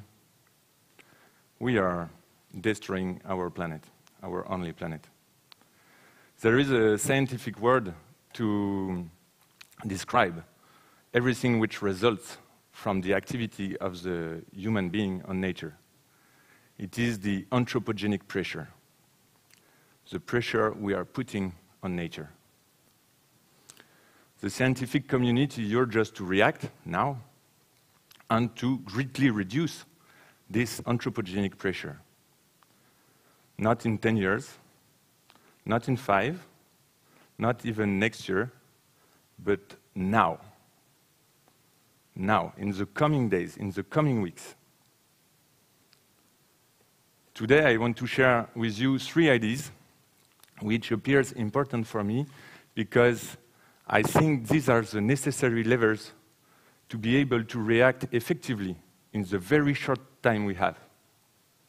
And these 3 ideas are about low-tech, sobriety, and action at work. But before telling you more about it, I would like to present myself and the project I am working on, because I would like to rely on it to illustrate the 3 ideas I want to share with you today. My name is Niels. I am a merchant Navy officer. I've been working on different kinds of cargo ships as deck officer and engineer. And 5 years ago, we started a company with 3 friends of mine aiming to develop low-carbon shipping. We have designed with our partners this vessel. It is a 121 meters long vessel equipped with 4 wing sails, kind of sails. And these sails allow the vessel to take advantage of the wind energy to reduce its fuel consumption by around 30%. This vessel will be operated between the continental Europe and French Guiana in South America because it will transport Ariane 6, the European launcher, the European rocket. The building of the vessel will start this winter in a few weeks, and we will launch it in 2 years, in 2022. Well, this brings me to the first point I wanted to share with you today. It is about low-tech. Too often, we mix up ecological transition and energy transition, as if to complete the ecological transition, we could only rely on the discovery of new magical ways to produce energy. For example, in the shipping industry, we are talking a lot about hydrogen, as if it was a miracle solution. Do you know how to propel a vessel like this with hydrogen? With green hydrogen, obtained from a renewable energy like the wind. It is quite simple. You only need this, wind turbines, power grid, electrolyzer, compressor, cooling system, storage devices, transport network, fuel cell, electric engines, and propellers. And then you can push your vessel forward. The problem is that at the end of the day, your vessel will only benefit from 15% of the initial amount of energy given by the wind. All the rest is lost. And all the machines used in the process are consuming energy and resources, and it has a significant environmental impact. Otherwise, there is another way to use the wind energy on a ship. You can put sails on the vessel, and the wind will blow in the sails, and it will push the vessel forward. It works very well. My point is not to say that hydrogen is fundamentally bad or useless. We are working on hydrogen projects, and I hope we will develop hybrid vessel with sails on hydrogen because it will be useful when the wind is too low or when the wind is in the wrong direction. But what I want to underline is that there is nothing magic. There is nothing simple. And what is often presented to us as new, high-tech, very ecological solutions are not really so. We have not yet invented any magical solution to produce energy, and we don't have the time to wait for it. So this is why I truly think that if we want to go toward an ecological future, we have to design a low-tech future. This is the first idea I wanted to share with you. I now come to the second idea. It is about sobriety. Do you like our vessel? If you think that our solution could be a good solution to reduce the environmental impact of the shipping industry, please consider this. Our vessel will be launched in 2 years, and it will be the very first. The world fleet is made up of 45,000 cargo ships. And the average life expectancy of a cargo ship is around 30 years. So as you can see, it will be a bit long to adapt sails on every cargo ship in the world. And even if we were able to do it like this tomorrow, we would be only able to save around 30% of the fuel consumption if we want to keep the same high transit speed. So how can we do it? How can we manage to greatly reduce the environmental impact of the shipping industry in the coming weeks? I think the only way is to go towards sobriety.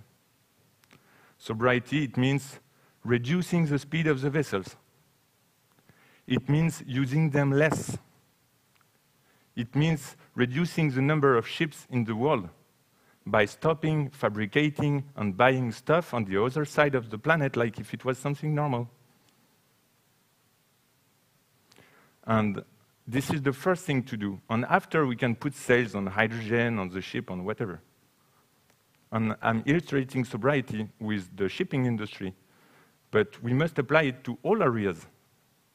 Our consumption of cars, our consumption of buildings, our consumption of energy.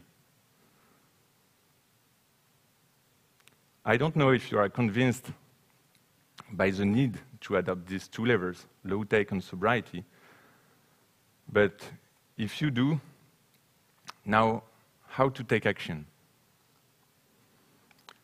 This is what I want to address in the third point, action at work. Your ability to act in your daily job as actors of the economy. I truly think that this is how we can make the change happen quickly. In the example of our vessel, it was not something obvious to choose a sail-propelled vessel to transport the rocket, Ariane 6. It came from the people in charge of the logistics who decided to choose our solution and to hold it within the group and to convince the top management. It was very courageous, and we need people like this to be able to make the change happen. All of you, whether you are CEO or young employee, whether you are working in a multinational or a small company of 3 people, next Monday, you can change your company. You should try. I'm not saying that you will be able on your own to redefine the whole business strategy of the company, but you can put the subjects on the table. You can make proposals to your colleagues. I will give you a few examples. In our startup, we are a little team, but we apply several rules which could be applied in all companies, and I think it would have a big impact. For example, in our company, we have to travel a lot. Firstly, we try to avoid to the maximum to travel. And secondly, we made it a rule to never take a plane for intra-European travels. Sometimes it's not simple to travel only by train. like yesterday. I came from France, there was a storm. But it's doable. If ever you and your colleagues are traveling, you can try, you can propose it. How about reviewing our travel policy?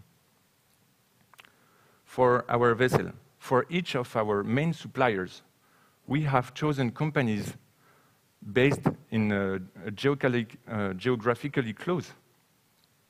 You could propose to your colleagues, what about reviewing our supply policy and integrating geographic proximity as one of the main criteria in order to reduce our international imports and to reduce the number of cargo ships at sea? You know that meat consumption has a huge impact. You know that.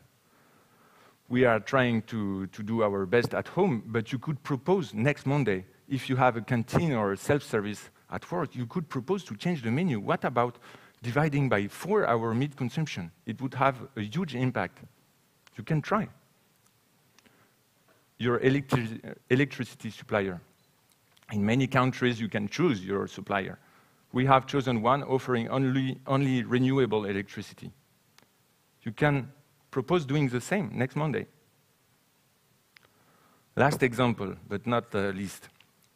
If ever your company has to build new spaces, new offices, do you know that artificialization of soils is a huge matter for wildlife? Because every day, every year, we are encroaching more and more spaces on nature. You could propose to adopt a systematic renovation policy, rather than causing always more and more new constructions. Well, I think you get the point. I truly believe that we should each adopt strong measures and promote it at work. And I think this is the way we can manage to greatly reduce our anthropogenic pressure in the very short term. There is a quotation that I love from Albert Einstein, who said, "To change the world, people must change. And for the people to change, they must want to." So this is the point. Do we want to? How much do you want to change? Thank you. You have to stay, yeah. Sorry. You're stuck with me, I'm afraid. I just want you to read me bedtime stories. You have a lovely voice. Flustered. We have a question for you, Niels, from the online community. It says, sailing has been around for a while. Why hasn't this been done earlier? It's a big question. Firstly, excuse me for my poor English. You know that French are not superstars in English. There are many reasons. We abandoned the wind propulsion 100 years ago. Mm-hmm. I think it was for many reasons. Because firstly, it was dangerous. Okay. We lost many sailors in the sea. The problem? It was very costly because the sails were very complicated. Mm-hmm. You needed specialized sailors, and you needed a lot of people to climb in the mast. We were not able to control the weather. Okay. And to know when a storm was coming. So for all this reason, when the engine arrived, it was way more simple to use the engine. It was not just because sail propulsion was zero, you know? Yeah. It was just because it was way more simple to use the engines. And the other reason, it is because it is for all kind of ecological, technical solution. The problem is that we are not paying the fuel at the good cost. You know, we are only paying the cost it costs to take it from the ground, but we are not paying for the Arctic, which is melting. We are not paying for the forests which are burning, yeah. Etc. So, as soon as you are studying solar panels or wind turbines or a sailing-propelled cargo ship, you are always saying, no, it's not competitive, it's right. not enough efficient, etc., etc. So this is the point. And now is hopefully the turning point now towards building these ships properly.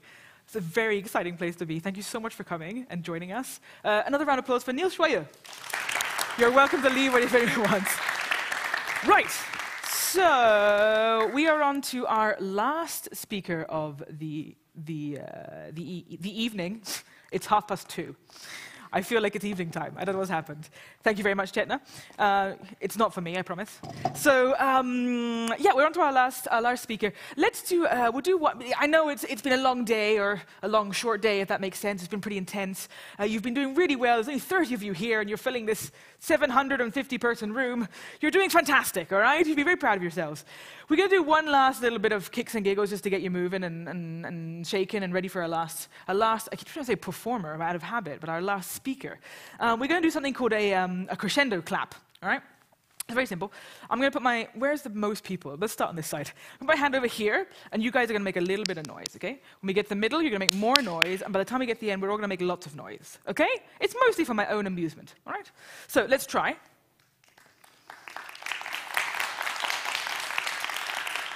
Very good. Now let's try it again, but we need the screaming and shouting with it, all right? That includes everybody, so when we get to the end, everyone screams and shouts and whoops and doops and so on.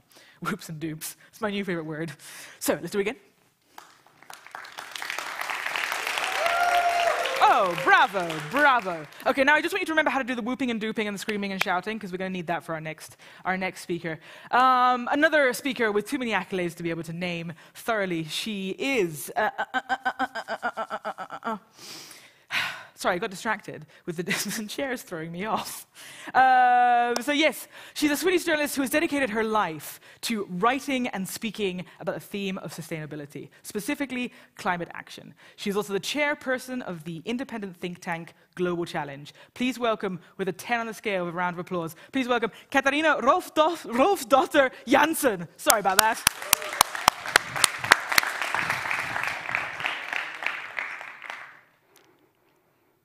I fear for the future of my loved ones.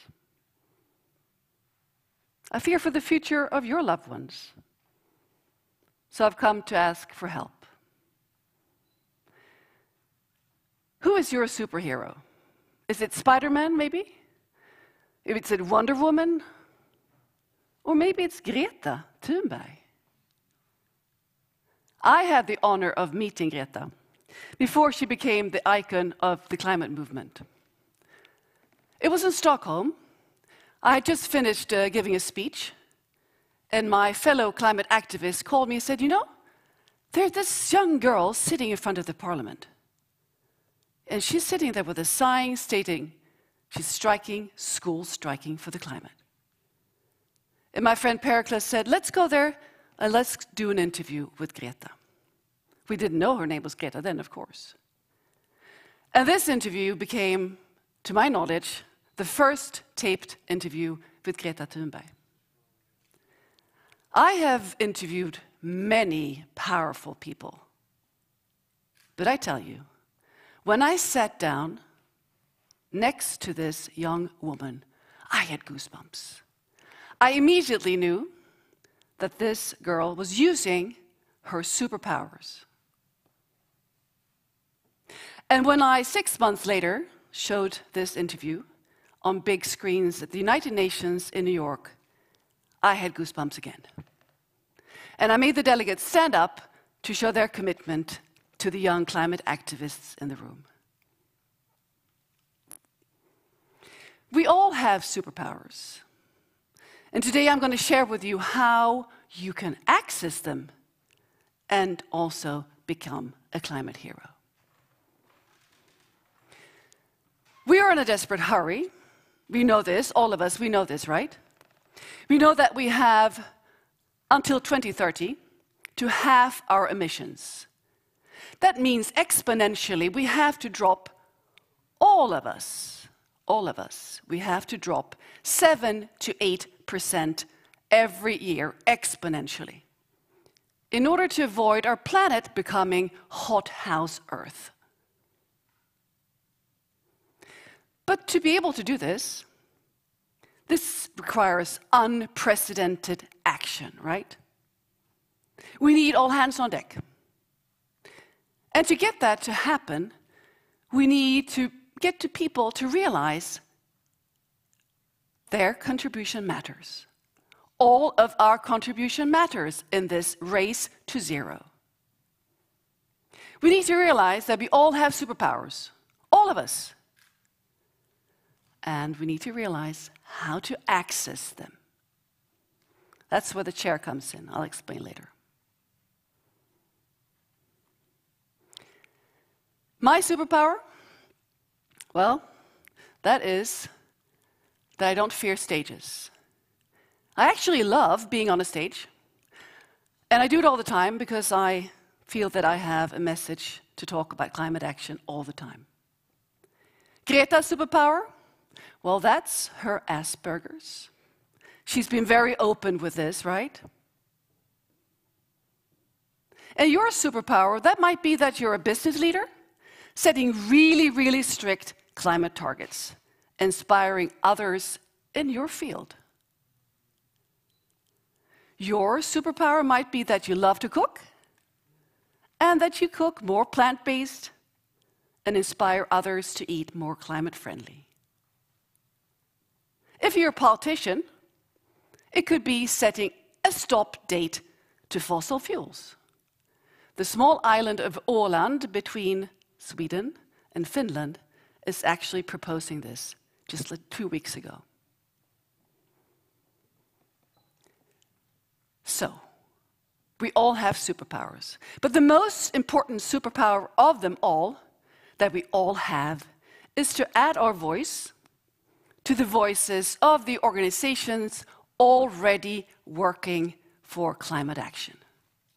The power of the many is the strongest power of them all. And we can all tap into that.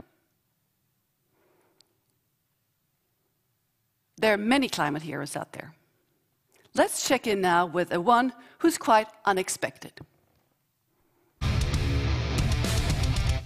I was arrested 4 times in 12 days when we were working with Extinction Rebellion. Some criminal damage. One was intending to write with chalk spray paint outside Downing Street. Another was actually doing that same thing in Whitehall, act no. I didn't think I was doing criminal damage, I thought I was speaking the truth.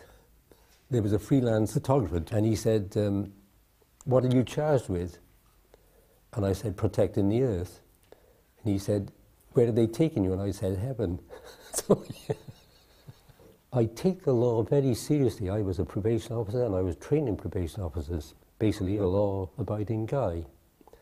But when the law is supporting corporations in ruining the earth, I'm not accepting that at all. Because elders are not usually doing this in this country, it's a bit of a shock to people. We have extraordinary social power if we're willing to use it. If there's any elders out there, please listen to that. Come and join us. Phil, well, his superpower, that's his age. He fears nothing but for the future of the children. Nasreen Alamin here on the image. She is from Nigeria.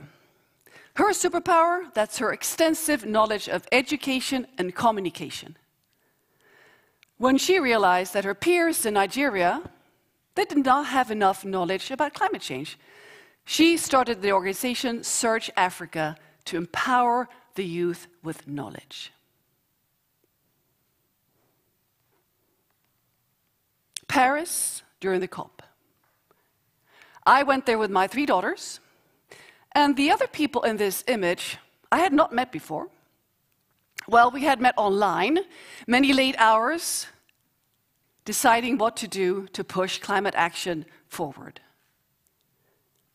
In Paris, we formed the organization Our Kids Climate.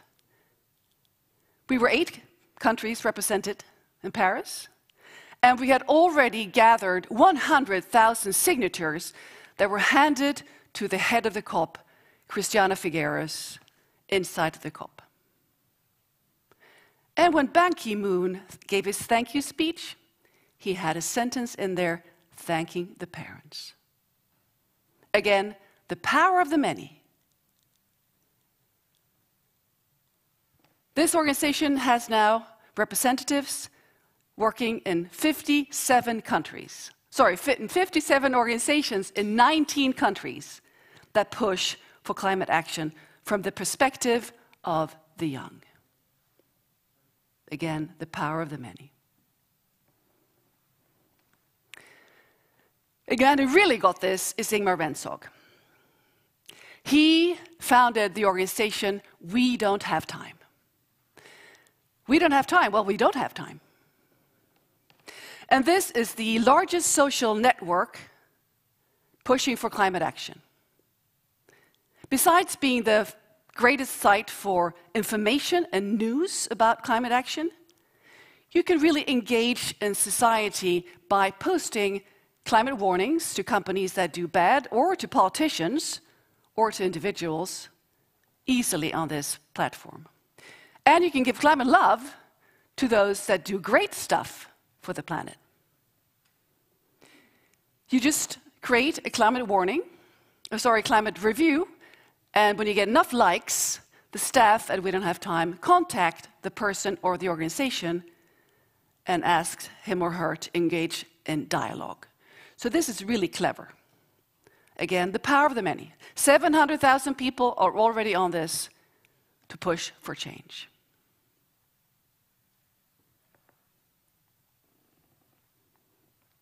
We know that only 25% of a group, that's a minority, right, is required to change the perception of a majority. And we see this happening now, fast. Very much thanks to Greta and her peers. The power of the many again. But in order for this to happen more quickly, we need to be able to access our core values. We need to be able to access the rocket fuel and to be able to understand, what is my superpower? Clark Kent, he used a phone booth. You only need to breathe. I have been a yoga instructor for 16 years, and I know for sure that when you allow yourself to be still, breathe deeply, you connect with your deeper values. And all of us have values about the survival for the next generation, right? So when we're in the middle of this hustle and bustle of our everyday life, sometimes we lose our bearings and we lose the connection with our deeper values. But when we get to sit with ourselves and breathe, we get hold of those values and we can put them to work for the planet. So now, the chair. We will now do a simple and lovely breathing exercise. So please plant your feet, those of you watching, not here in the theater, or well, you're going to sit properly anyway. Hip width apart. Place your palms on your thighs and just close your eyes. Relax your jaw, relax your shoulders, and just turn your focus inwards towards your breath. When you inhale, you do it through your nose, and when you exhale through your nose. So when you inhale, the stomach moves out slightly from your chest, from your back, and then your chest. And when you exhale, the chest and your stomach moves back towards your back. To make it even easier, place your right hand on your chest and your left hand on your abdomen. So breathe in through your nose, abdomen and then chest expands away from your back. Fill your lungs. And when you exhale, your chest and then your abdomen goes back towards your back. Long, lovely breaths. Inhale, stomach goes out, chest goes out. Fill your lungs. Exhale, your chest goes back into your spine, and then your abdomen. Just keep at it in your own pace. Stay with a long, tall back. Soft shoulders, soft face. And just inhale and exhale. And focus on your breath. Magical stuff happens in your system, in your physical system, in your mental system, in your spiritual system when you do this. So just keep breathing. A few more breaths. Inhale, fill your lungs, and just follow the breath in and out. Lovely. Connect deep inside. A few more breaths. Go in and out. And place your palm back on your thighs. And gently now, open your eyes. Thank you. When I do this, I connect with my rocket fuel. And that's love. Nod if that is what you found in there too. You're nodding. I find love for nature, but also for these 3 young women in the picture. Those are my daughters. And I find love for all living creatures on this beautiful place we call home, planet Earth. So when you do this regularly, for longer periods than we just had time to do this today here, you get to tap into your rocket fuel. And you are able to identify what you can do. Because we all have such an important part to play in this race to zero. I'm going to sign off now with an image that my eldest daughter drew. And this is a good quote to carry with us into the future, right?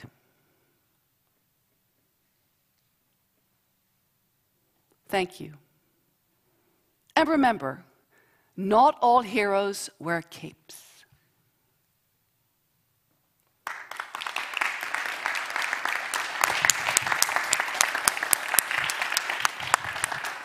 It's a fantastic drawing.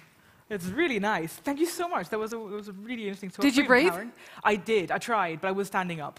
Well, I was doing the neck exercises, and I was like, okay, just hope the microphone's not still on. We do have a question for you. Although, to be fair, you have kind of touched upon it a little bit, which is, what is the first step to start discovering your superpowers and start contributing to climate action? Any tips? Well, breathe. That's a short and sweet answer. Because we need to be able to connect with our deeper values. And as I said in my talk, very often we're too busy. Work, family, sports, television, Netflix, God, whatnot. And we forget what is really important. And we need to be still. A bit of silence in our lives as well. A bit of silence, yes, absolutely. Time to think, right? Thank you so very much. That's the only question I have for you. You're most welcome. It's a pleasure to have you on stage. Another round of applause for Katarina Rolfsdotter Jansen. Thank you.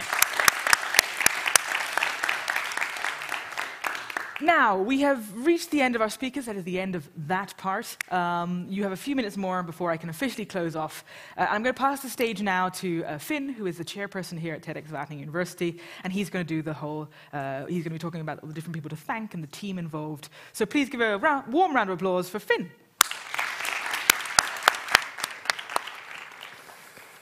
I really hope you enjoyed the talks today, while some of the speakers gave us a small glimpse into what the future might look like and how we can get there.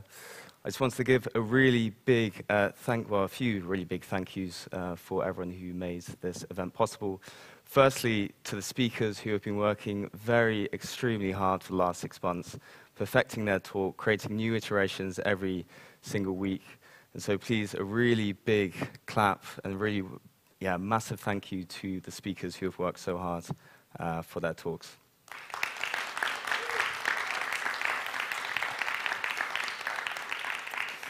And secondly, to the speaker coaches who have been with them this whole 6 months, also going through all the different iterations and giving them the amazing tips that have made their talk so fantastic today. So another big clap for the speaker coaches.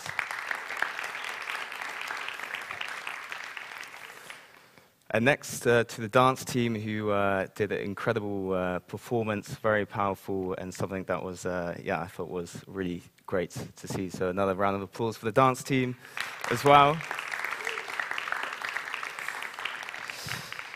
And next to the UNISOF, where we're here now, all the employees as well, especially to Gers, who we've been in contact for the last few months getting this already. Also to the Mobile film crew, who have done the live stream, who've set up everything, Jorts over there on the camera. So a really big round of applause for them as well.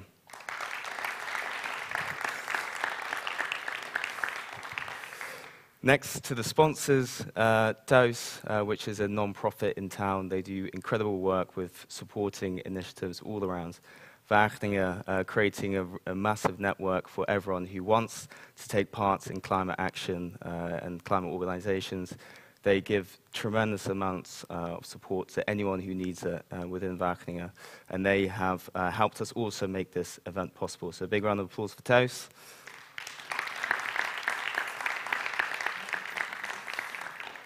We're almost done with all the clapping. And our next sponsor is the alumni network of Wageningen. The alumni from Wageningen University, they give funds to the University Fund Wageningen for these kind of initiatives like TEDx. And if it wasn't for them, this also wouldn't be possible. So a really big thank you to the alumni network at Wageningen.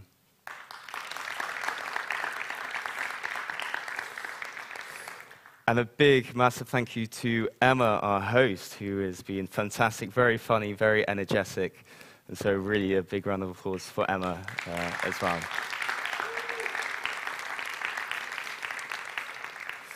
And lastly, the team, if they can all come up on stage now. Don't be shy, come on.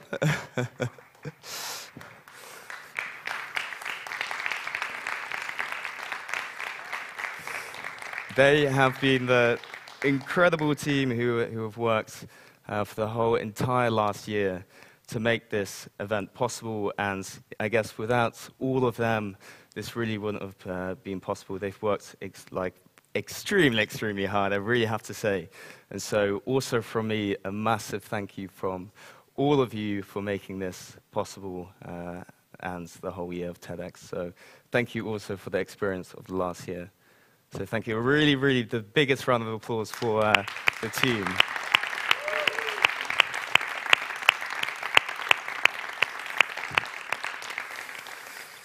And to finish off, I'll give it back to Emma just to end the event. And thank you for coming today, and hope to see you soon. The videos will be uploaded to the YouTube channel in probably a few weeks, and so you can check them out there as well. Thank you very much. La, la, la, la, la. Feels awkward when you walk on and everyone else leaves. Bye. Ladies and gentlemen, we have reached the end of our time together. You will be asked in a short little while to leave the room like we did earlier. I think it's the end first, and then we work our way back to here. You guys are last. You're going to have to leave the room last. Thank you so much for coming. You're not quite finished with the clapping. I'm going to do a very quick few. Can we have another massive round of applause for the speakers? Woo! A big round of applause for the wonderful TEDx team and Finn who runs it, which is the hardest job of all. Give them a round of applause. And I will close off. Thank you for everyone online as well. Can we have a round of applause for everyone who joined online? You guys are awesome. Thank you very much. Don't want me video. You guys, you rock. Give them a round of applause. Hey! It's been a pleasure to be your host. I hope you've had a fun Saturday and that we spent some time together. You've been fantastic. I'm going to leave you with the biggest round of applause, which is for you guys, because you made this happen. We can't do it without you. Have a wonderful, wonderful day. Until soon.